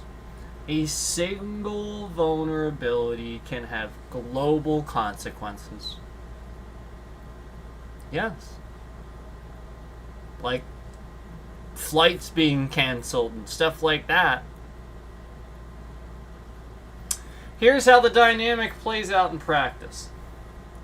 Number one, systemic dependency. The U.S. public sector, most corporations or millions and millions of consumers are still built around the Windows ecosystem. Servers, endpoints, Active Directory, Azure, and even embedded systems. When one platform dominates, attackers only need to find one good exploit to impact vast numbers of targets. So yes, I'm right. Number 2, Xbox and Windows integration. Microsoft's Play Anywhere and Xbox Pass integration directly connect gaming accounts, Windows credentials, and cloud saves. This means a compromise in one area, say a stolen Xbox login, can cascade into identity or data exposure across multiple Microsoft services. Yes. Number 3, cloud concentration. Azure hosts massive portions of global enterprise and government infrastructure, including parts of the gaming industry itself. So a breach or configure flaw of Azure can ripple far beyond just Microsoft's own products. 4, patch and policy lag. Even when Microsoft releases a patch quickly, millions of systems stay unpatched for weeks or months. Attackers exploit this update gap window. Yes, I've told you about how they unupdate things on purpose. They backwards update things on purpose for that. It's an exploit. I mean, even something unupdated by a month, by a few weeks, is a high vulnerability risk now. That's insane. Number 5, national scale risk. Because critical U.S. services, from hospitals to utilities, rely on Microsoft's platform, any severe zero delay or supply chain attack, like SolarWinds, can have near national security implications. The things I've been talking about for years.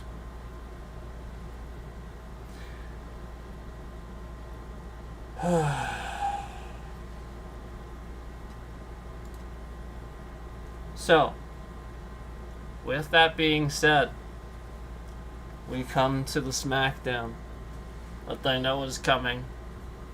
And I'm sure you can hear it too. You know what's coming.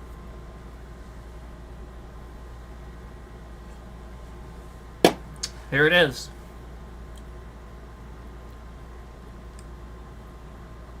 So I said to the AI, so what if we just connect the dots? What if we just connect the dots and say the Blizzard-Microsoft merger, where the government was supposed to make sure it was non-monopoly?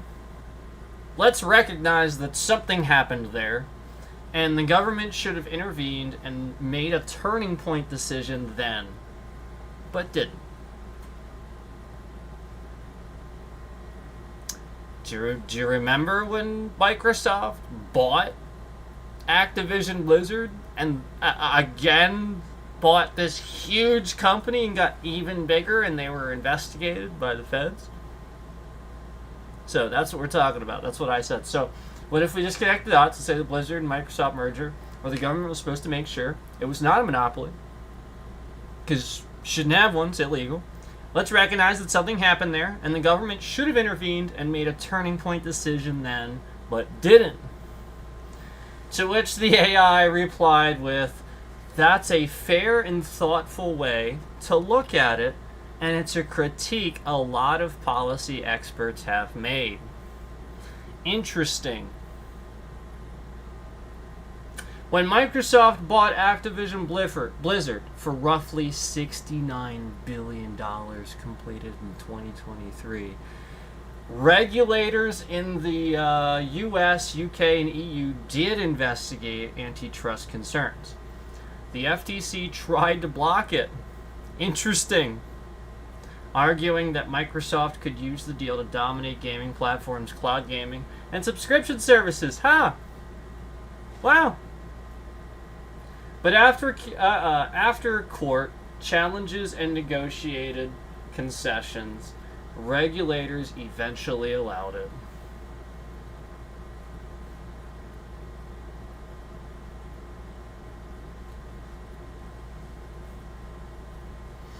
Here's where connecting the dots makes sense. Number 1, the deal was a watershed moment. It made Microsoft the third largest gaming company in the world. It tied together Windows, Xbox, Game Pass, and Activision's vast online ecosystem, Call of Duty, Battle.net, etc. That merger gave Microsoft unparalleled visibility into gaming data and consumer behavior. Yes, it did. Number 2, it revealed a gap in how regulators handle digital ecosystems. Oh, yes, it did.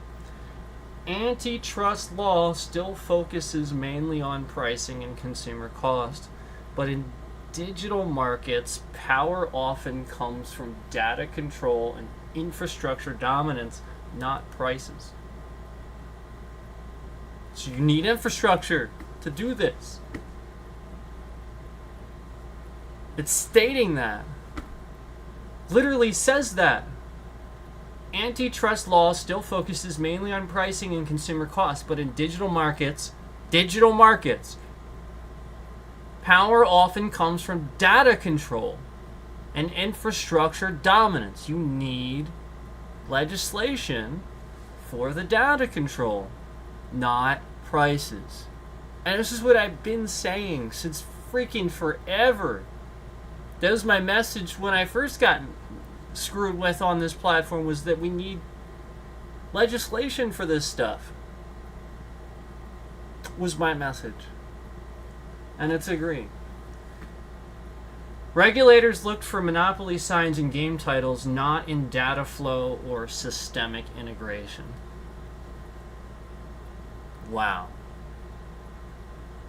So that's where it went wrong. Regulators looked for monopoly signs in game titles, not in the data flow or systemic integration. Well, that's exactly where the problems are. So of course they conveniently didn't look there.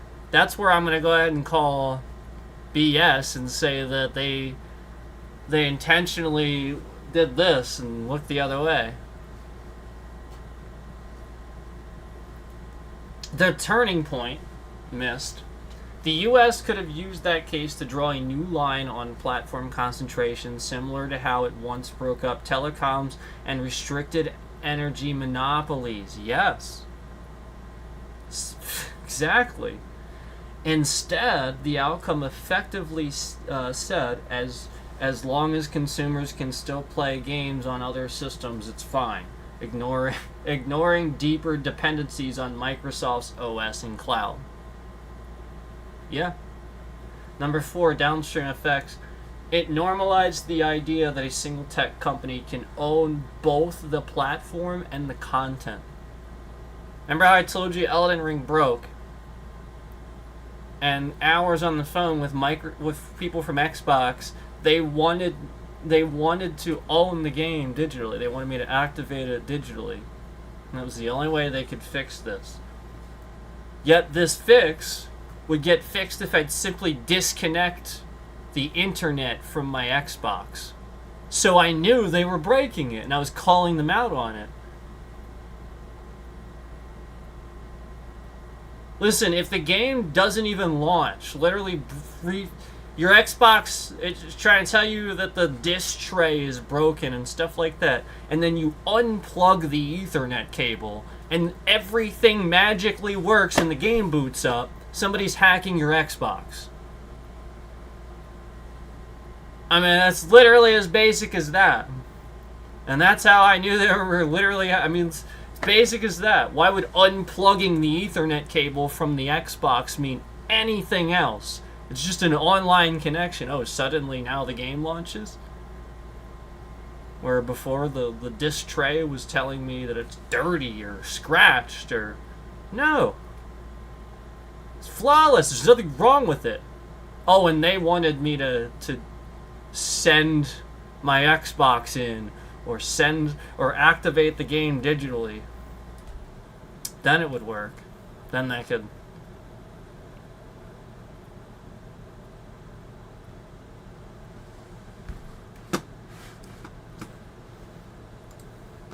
So downstream effect, it normalized the idea that a single tech company could own both the platform and the content. Yeah, and that's what I'm talking about there, where they very obviously are screwing with people. It discouraged competitors, Sony, Valve, small studios, and increased the gravitational pull of Microsoft's ecosystem, including its data network and AI stack. Interesting. So yes, it says, so yes, that was likely the moment regulators could have redefined what monopoly means in the digital age. I'm right. Imagine that. But they didn't. It says, but they didn't. The result is a tech landscape that's now even more centralized with the risks you've been describing: data vulnerability, national exposure, diminished consumer choice.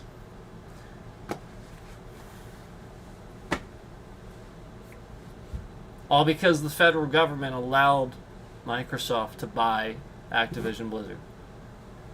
That told Trump and all these big companies that they can do what they're doing now and get away with it. That's it. Because they didn't do that then. That was the defining moment. Just like a president that lies to you and constantly makes things up and says, oh, I never said that, and stuff like that, means copycats. It means every president that wants to do exactly what he did can just do that now. Because the point is, you allowed the behavior to go on for too long where people won't recognize what's wrong with it.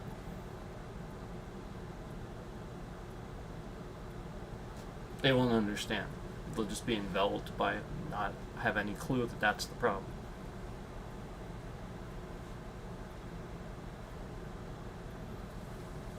I mean, that's how the sales pitch works. It's all sales. It's all based on the concepts these very rich people learned when they learned how to rip people off. It's just sales tactics. I think it's partially why they attacked me and recognized that I have the same knowledge base, except that I wasn't somebody that was going to sit here and take advantage of people financially. I'm somebody that wants to speak out about that sort of thing. So, yeah. So that's what happens. And just like Donald Trump's, we've talked about this before, where they, organized an entire art show that they had all these, artists and stuff like that donate art. Really, really, really, really, really prestigious artists, really good art and stuff like that. Paintings and stuff that again, people were bidding on. It was an auction. They were bidding on for charity. It was supposed to be for charity. And the proceeds just literally were linked to an account, a bank account in Donald Trump Jr.'s name. And that's it. That's where it went. It didn't go to charity, and nothing happened to it where, it went to people that needed it. It just went in their pocket again. And that's terrible. And that was a long while ago. So, the only thing that's going to happen is they're just going to get better at hiding it. They're not going to stop doing it. Unfortunately.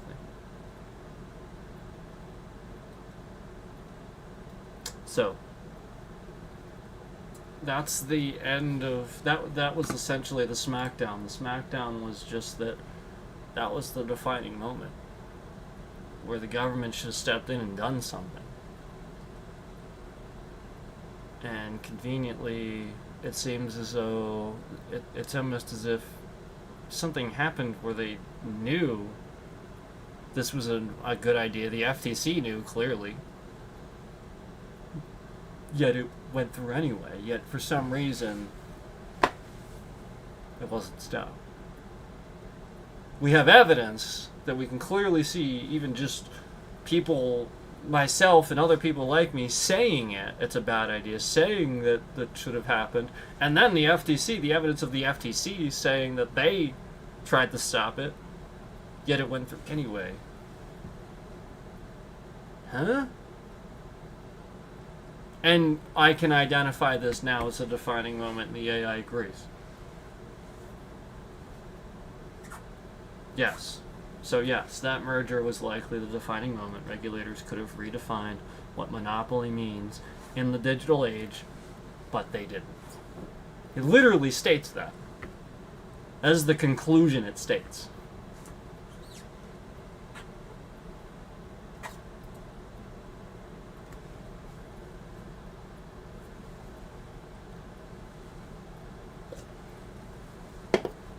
But they didn't do anything. They just let it happen.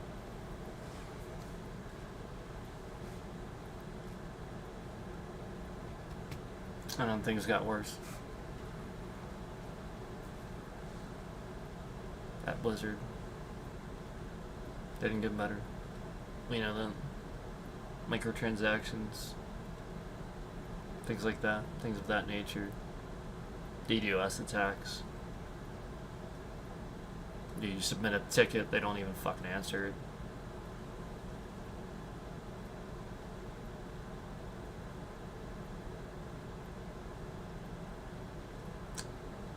How many other people have seen that? I've seen it. You just submit a ticket, it just never gets answered. You ever have that happen? I've had that happen so many times now. They're giving your ticket a denial of service request, basically.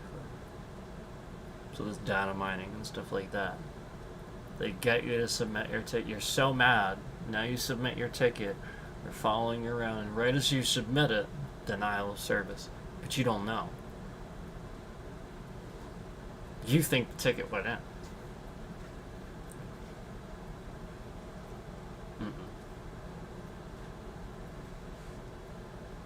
So you're all ticked off. That's how it starts.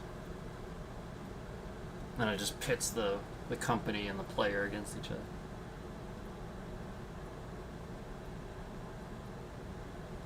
Just like how they know that you hate microtransactions, but could use these to capitalize in a way that you like it.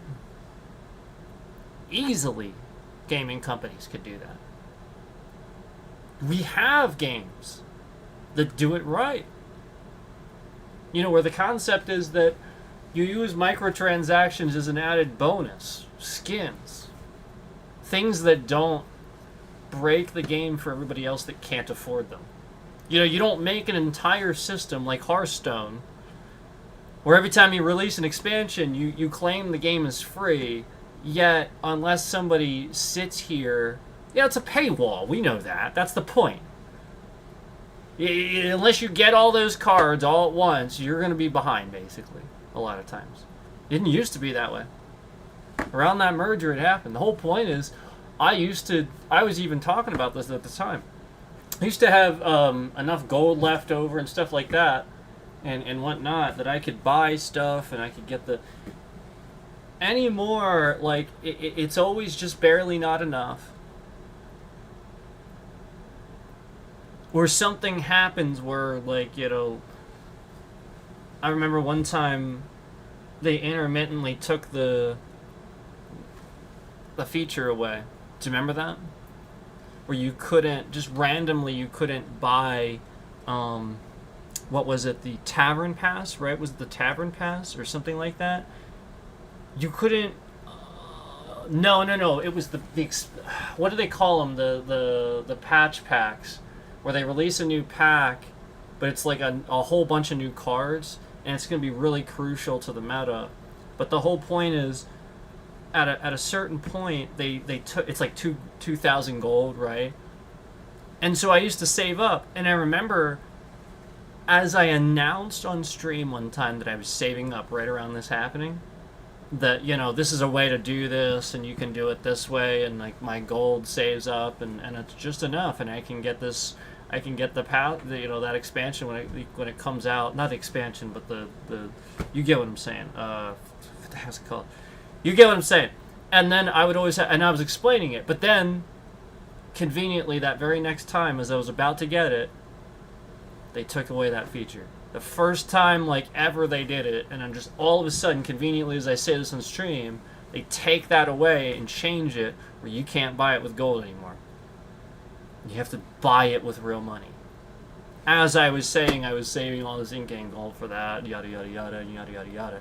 And then conveniently, as I change my pattern and go back to the old way,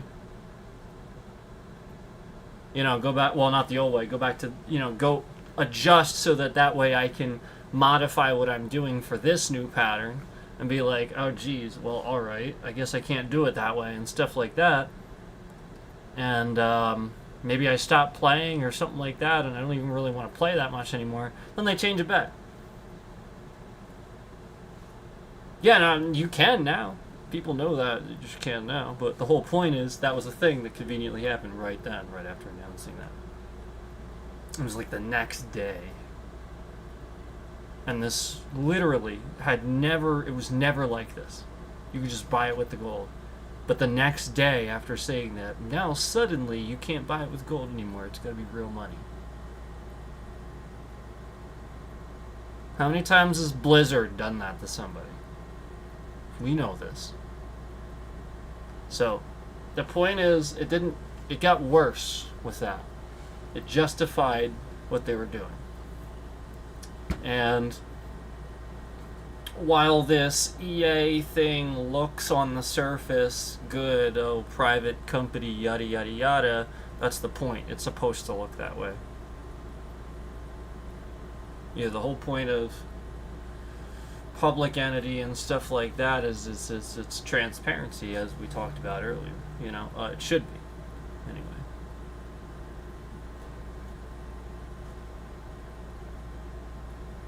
So.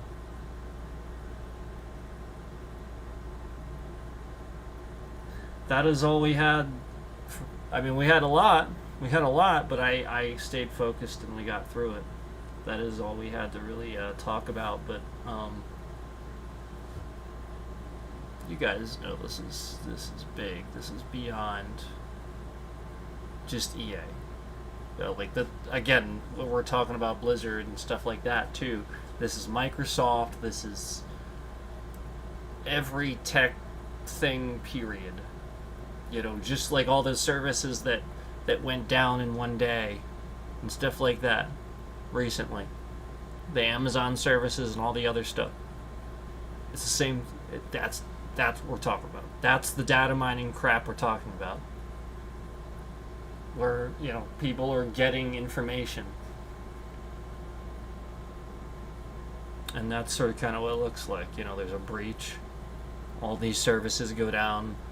And those services conveniently leaked a bunch of data. Because it's stored. And it should be. And like we talked about earlier, encryption's a thing. Just like having encryption at rest stops and, infrastructure to manage that. And it just hasn't happened under Trump. So when the U.S. is usually the example for these things and how to deal with these things in the modern world, and nobody else is doing it. It's the whole point. There really is no other global superpower. It's the U.S. So since we're not doing that anymore, and Trump should be, okay, you need to put two and two together that he's destroying the country. That things aren't happening because Jared Kushner is involved in this whole $55 billion EA deal somehow, and it was already bad. It was, again, the whole point is EA was the company that, we started this with EA already being the company that was the conveniently full of microtransactions. They need to have a third-party launcher. They need to repackage the same Madden game every other year to resell it to you. And, same thing with all their other sports games, too, for the most part. Yes, they're good. Otherwise, there wouldn't be something to that. Otherwise, everybody would flock there to get them, but it's every other game. It's not every game, it's every other game. And gamers know that. They know that. They're just exaggerating. But yeah, like if it's this bad, it's gonna be every game now. It's just gonna be every game is crap now. Instead of like they're just gonna repackage every game now instead of every other. Where before they knew they couldn't get away with it had to at least be every other. So the smart people were just skipping and buying every other, But now, it's not gonna be the case. This is going to be the best game ever, and they're going to use their stupid streamers to sell it that lie for this game. Instead, you'll have no idea. You'll have anybody that sits here with honest information, like me, and stuff like that, will be suppressed. That's the point. And then some of those people will actually be bribed, and they'll start making deals with them and stuff like that. So that way they can start using people existed before to try to sell this. It's what's going to happen. And you need to recognize that eventually, if they, this becomes that next level thing where, again, authoritarianism takes hold, and then they're allowed to just endlessly lie. That's all that the future's going to hold for streaming. Just a bunch of people making crap up. Nobody can ever be honest anymore because the honest people are just going to be censored.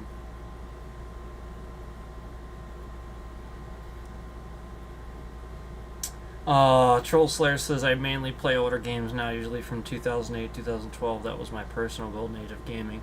Yeah, and that was a lot of what I was doing too. Was talking about, how there's so many good games, and especially even like the remakes of those good games too. A lot of times, not even remakes, just remasters. Were awesome, and then you can play through them again, and it's like a new fun experience. But I mean, you have to understand that there's a next generation.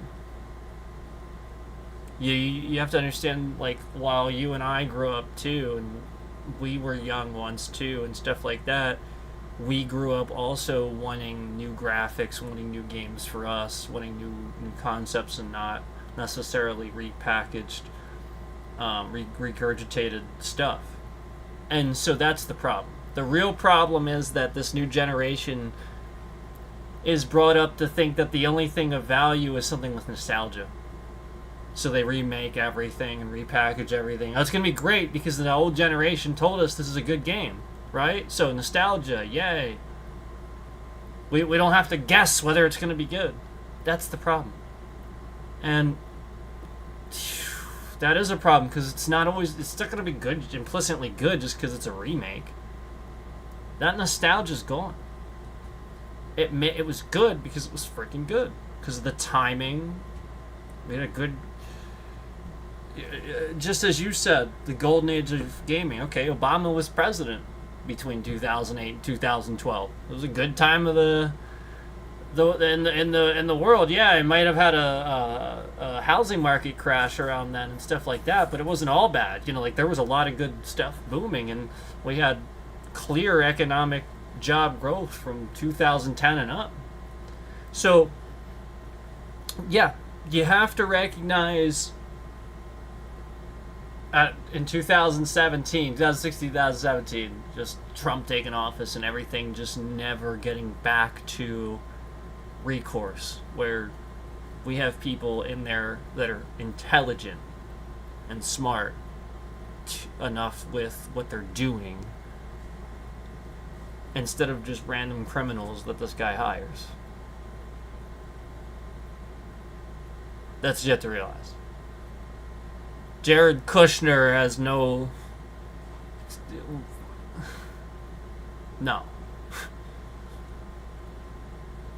So, but yeah, anyway, the new generation, they want new games too, and they want graphics too. They don't just want old stuff too. So there's a call for... The point is, they don't know what new is. They don't understand new they just... Everything that's any good is nostalgia and stuff. So that's the point. Part of the issue is that the new generation has never experienced what we thought of as good culture. Because now there's this huge push to say everything's woke too, or cancel it or bad or whatever, something like that.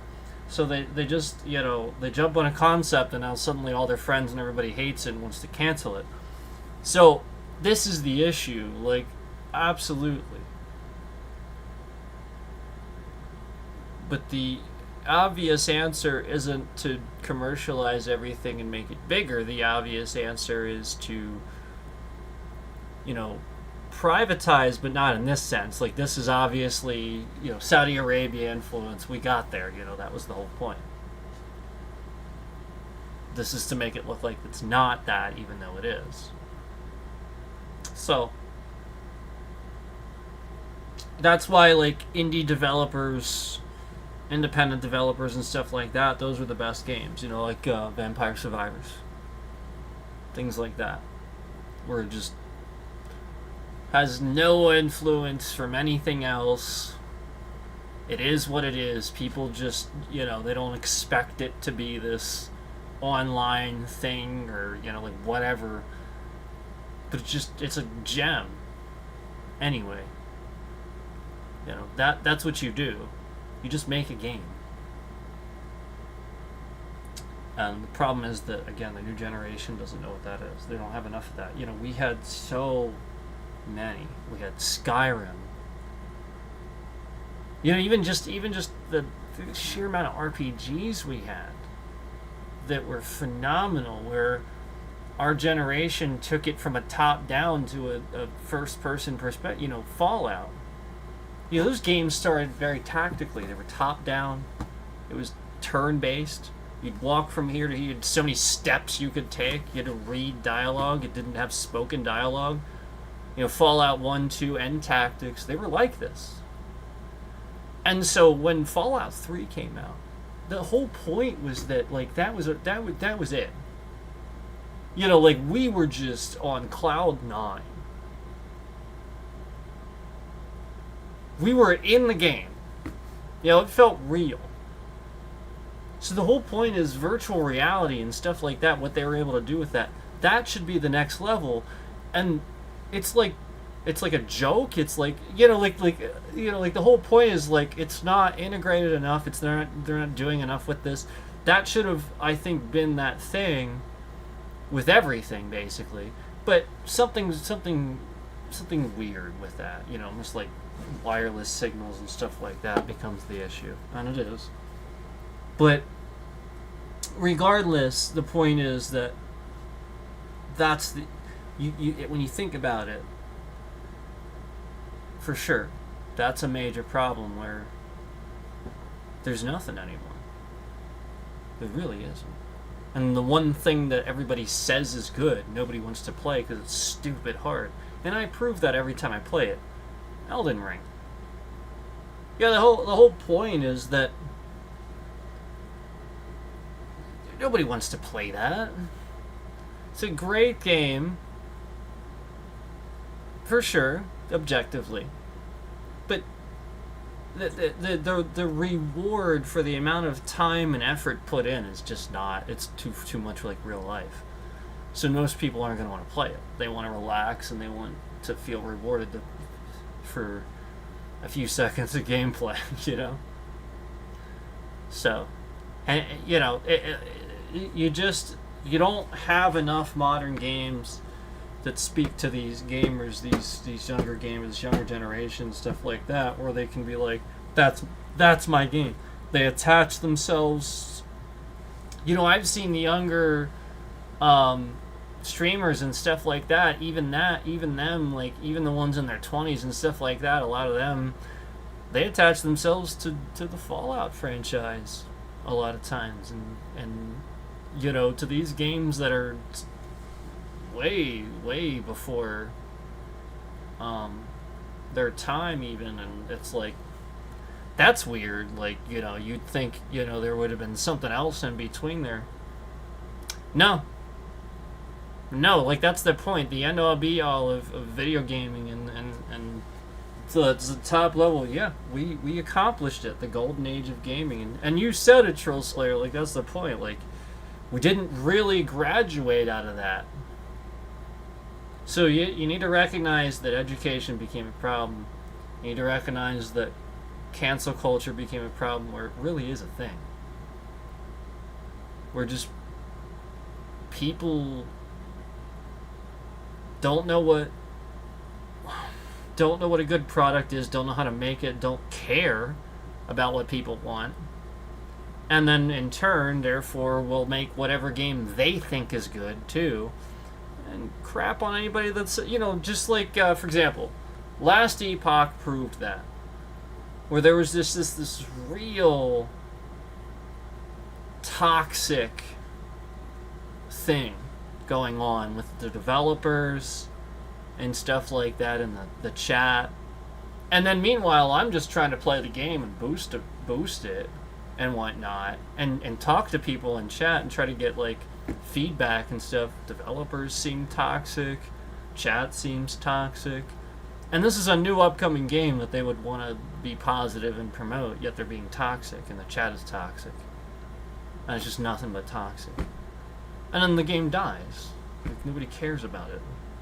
It doesn't become this big thing like everybody thought it. It was great. It was a nice answer to those who wanted a Diablo 3 feel game that didn't want to play Diablo 4, but then it just... They did not listen. You literally will just sit there and play 20 hours of game and go nowhere. You'll have zero progress. They just didn't listen. They listened to Asmongold, made the adjustments because it wasn't hard enough, changed the game after Asmongold review bombed it, and then nobody played it anymore because it lost the magic it initially had because they were stupid and listened to this really commercialized streamer that shits on everything for the purposes of getting money.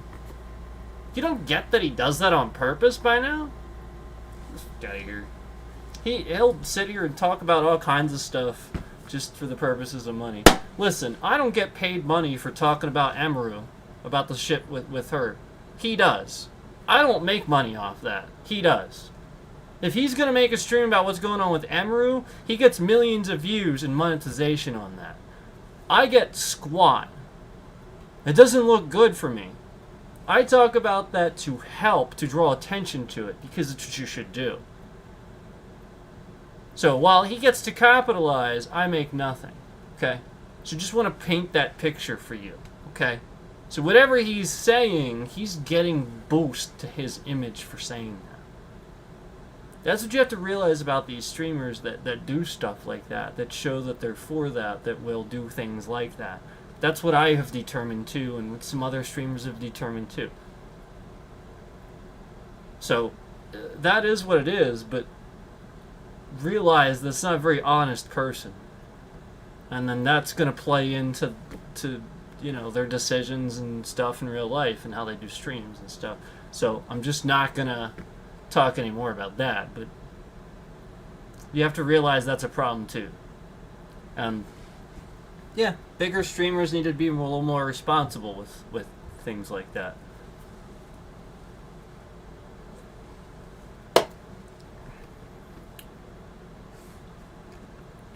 So anyway,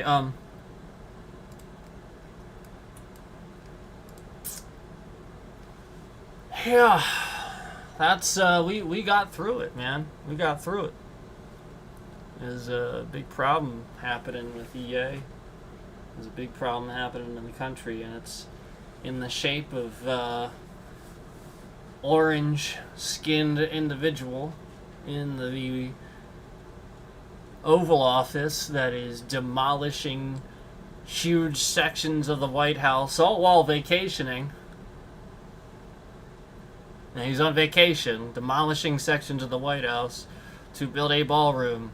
Okay, so again, I know this is a little off topic at this point, but again, I'm going to relate it a little bit. Just think about the thinking, the type of thinking. This is what's important right now. And again, I want to remind you who waltzes anymore. Who waltzes, who uses ballrooms. People that want to be seen being rich. Like, we graduated, we moved away from that type of display of riches because it sends the wrong message. You can be rich. The whole point is, why do you eat caviar? What's the point? Does it taste good? Nah. Caviar tastes like... I'm not gonna say. But the point is, they do it because it's rare. They can brag about it. It's X amount per pound, per ounce, really. It's probably about an ounce. Because it's so rare. And so this is the point. Just like a ballroom. It's where they can actually wear their most expensive because they can't wear it anywhere else.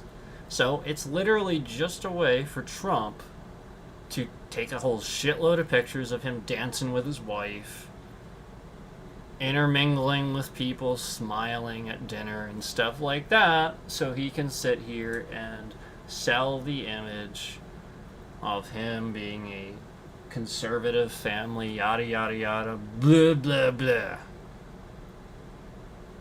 So if you don't see that, you're blind as a bat. Okay, because again, presidents don't sit here and demolish entire sections of the White House. They add on to it and make moderate changes here and there, like adding trees, planting trees, renovating a bathroom. Okay, they don't demolish the entire east section of the White House to put in a ballroom.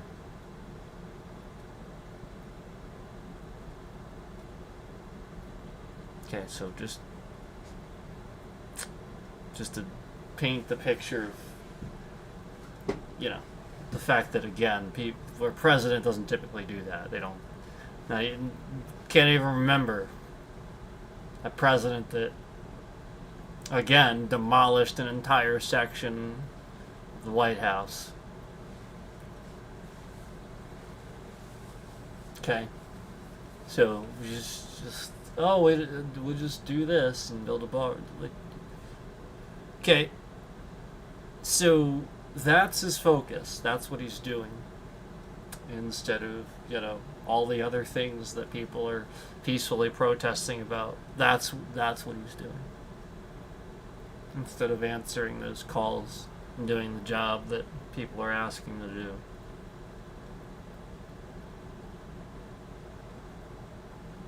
It's all him.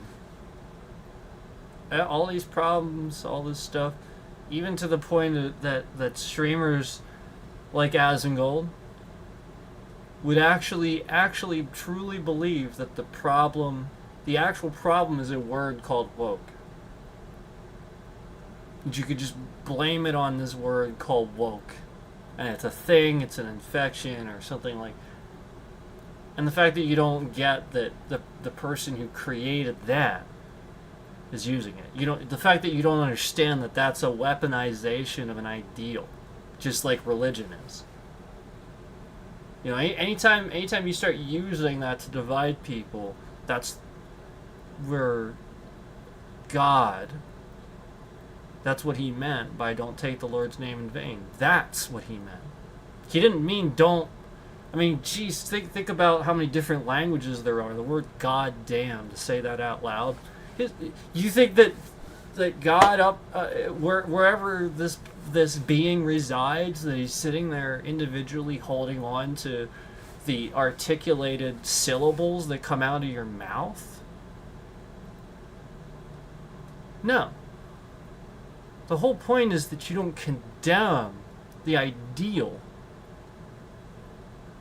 because that's actions, it's thought, it's negativity. The word doesn't mean anything, and if that is affecting you, well, sticks and stones, man. You got to remember sticks and stones. Because otherwise, you're too delicate for the world. You are too delicate. You should shelter. Because you're the one that's like acting out because somebody's telling you the truth, or like you're just acting and stuff like that based on the fact that you don't want to accept the reality, the truth of the situation. So the woke part would be you. You're trying to cancel it. So you're canceling yourself, essentially. You don't understand that.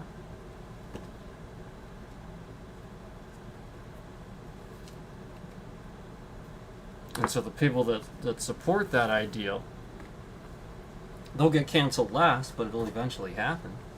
They'll just be the last one to, because that's the way it would work.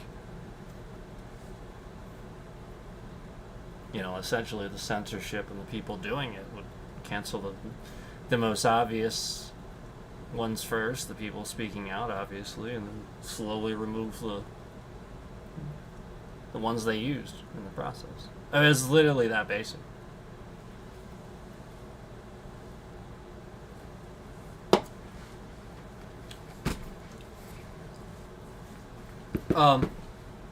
So anyway,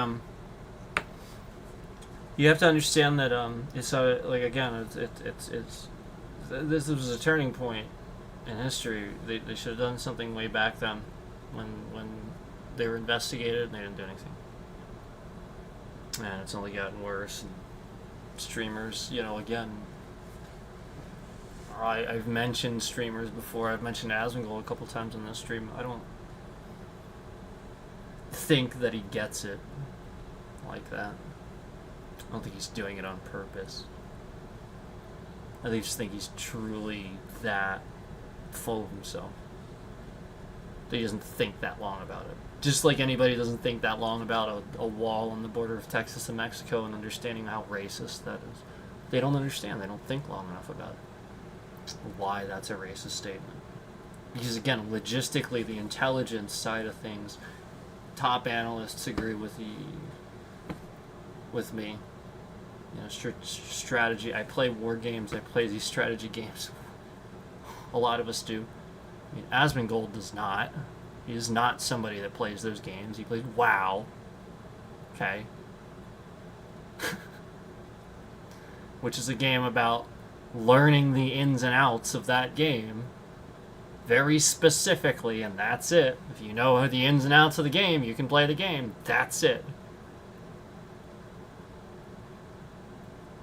Versus a strategy game where things are ever changing and you actually face somebody that isn't the same. That boss isn't the same. Every frickin' time you face it, somebody, a person, is making choices. Smart ones. And you have to make choices based on their choices to fight back. To strategically fight back.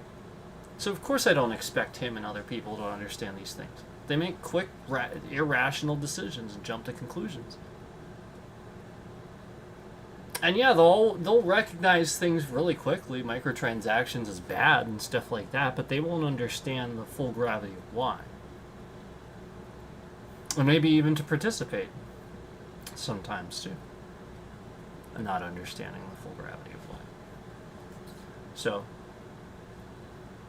yeah, that's the spiel. That's the lecture about that. Essentially, if you have enough streamers that publicly don't denounce, just like Trump way back not condemning Charlottesville and stuff like that, he knew what he was doing. He knew he was gaining a base slowly of people that were anarchists, that commit attacks, that do these things. Of course he was doing that, because those people were listening. Do you know why car chases and stuff like that are some of the most watched in history? Streamers and live TV. Do you know why? It's not because because yes, it's because people are like, oh wow, car chase. It's not like the only reason though. You have to understand, a lot of that is because huge networks of criminals exist. And they're watching to learn how they got away. That's it. They're sitting there analyzing every turn, what car does he have, where is this? Like just every little thing. What did the police do? What did the chopper do? Like just every little thing, the response,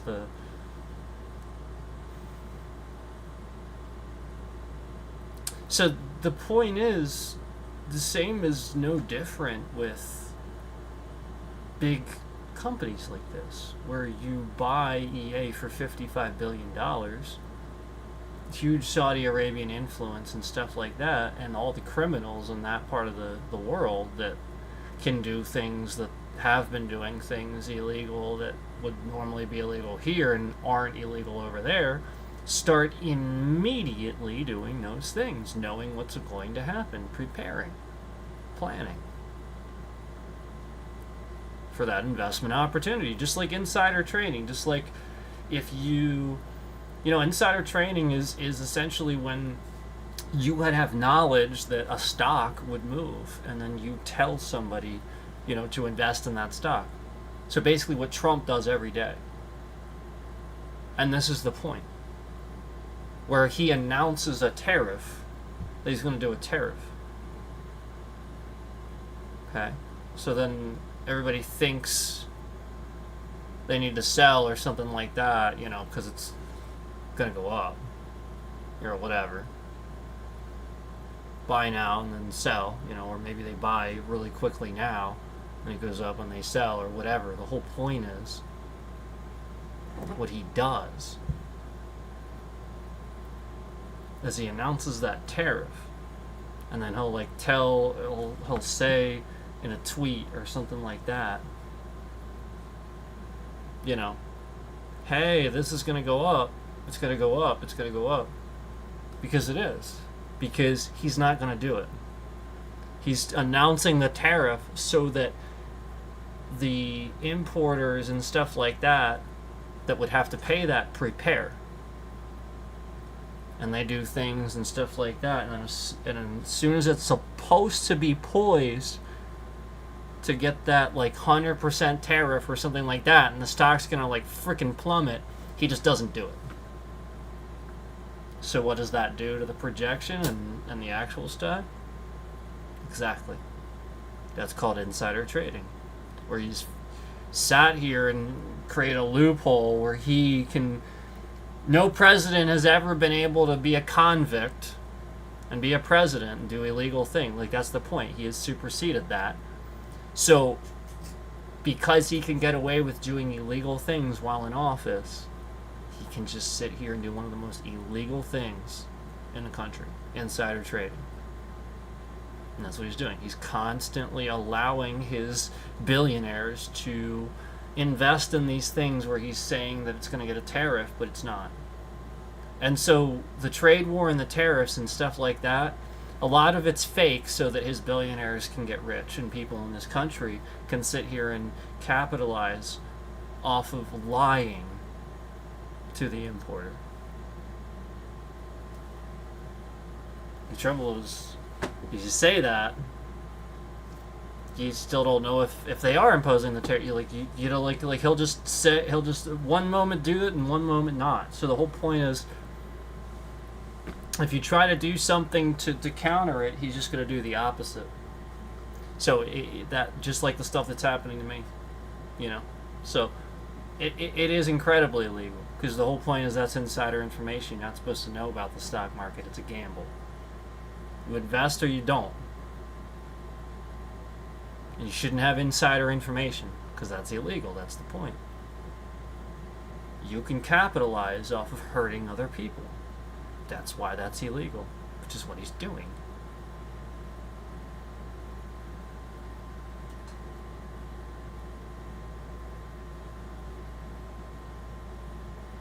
So,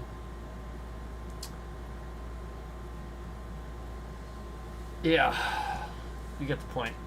And it doesn't help that, like I said, streamers and stuff that align with Trump don't call this stuff out. They don't. They just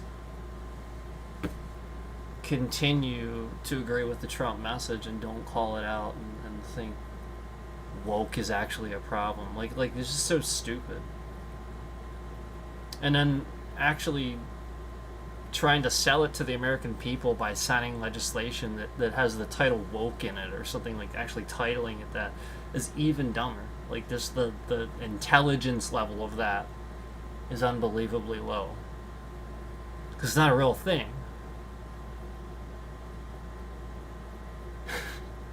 It's that thing I told you about where they're just using the concept of an ideal to turn something against you, to use this very real thing where we just change with the times against you. Just a real thing. You must change. That which doesn't change and evolve dies. Asmongold said that too. But it's not even his, like, we all know this. So the point is to use that ideal against you so that you don't understand. Just like the church does it. Just like, like, that's the point. That's why the modern concept doesn't make any sense. Unless it all is actually non-profit and you're not pocketing it and stuff like that, it doesn't make any sense. So anyway, I think I said enough. We've sort of kind of just been going on. I just sometimes like to give you a little bit of a conclusion based on the things that I believe and I think, and so that's what we did here, where I see a lot of streamers that have pull and could potentially use that to, if they had the gumption, but that's the, they have to be willing to do it. I think he knows that he loses some of his audience, a good bit of his audience, if he does that. So he's just afraid.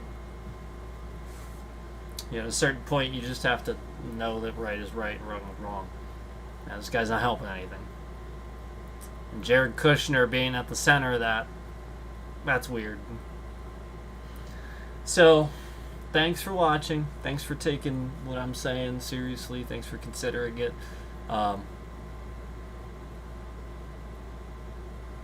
I'm sure you saw all the thousands of views on this.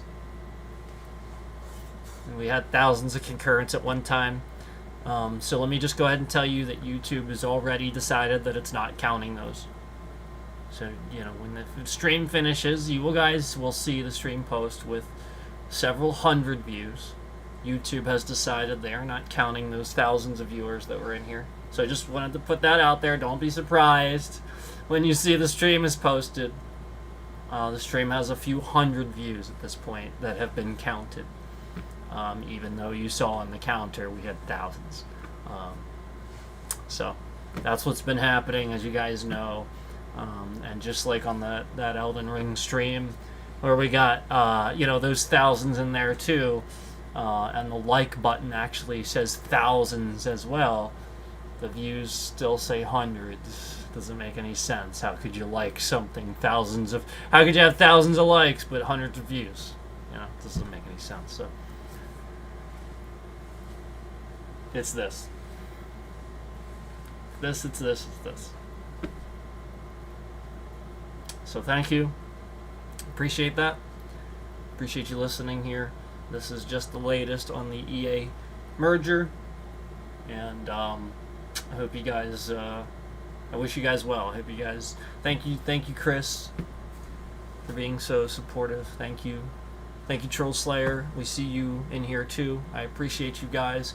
Liam, you've been very supportive. I really appreciate you coming back and coming and chat and chatting. It's good to see everybody in here for the streams. Thank you so much for your support, guys. I got nothing else here. I got nothing else. This was big though. This was crazy. I couldn't believe. I just could not. This is crazy, isn't it? It's crazy. So yeah, pay attention. Pay attention, and keep your info on lockdown. Keep that stuff on lockdown. Take care of yourselves, guys. Stay safe. See you later. Thanks again.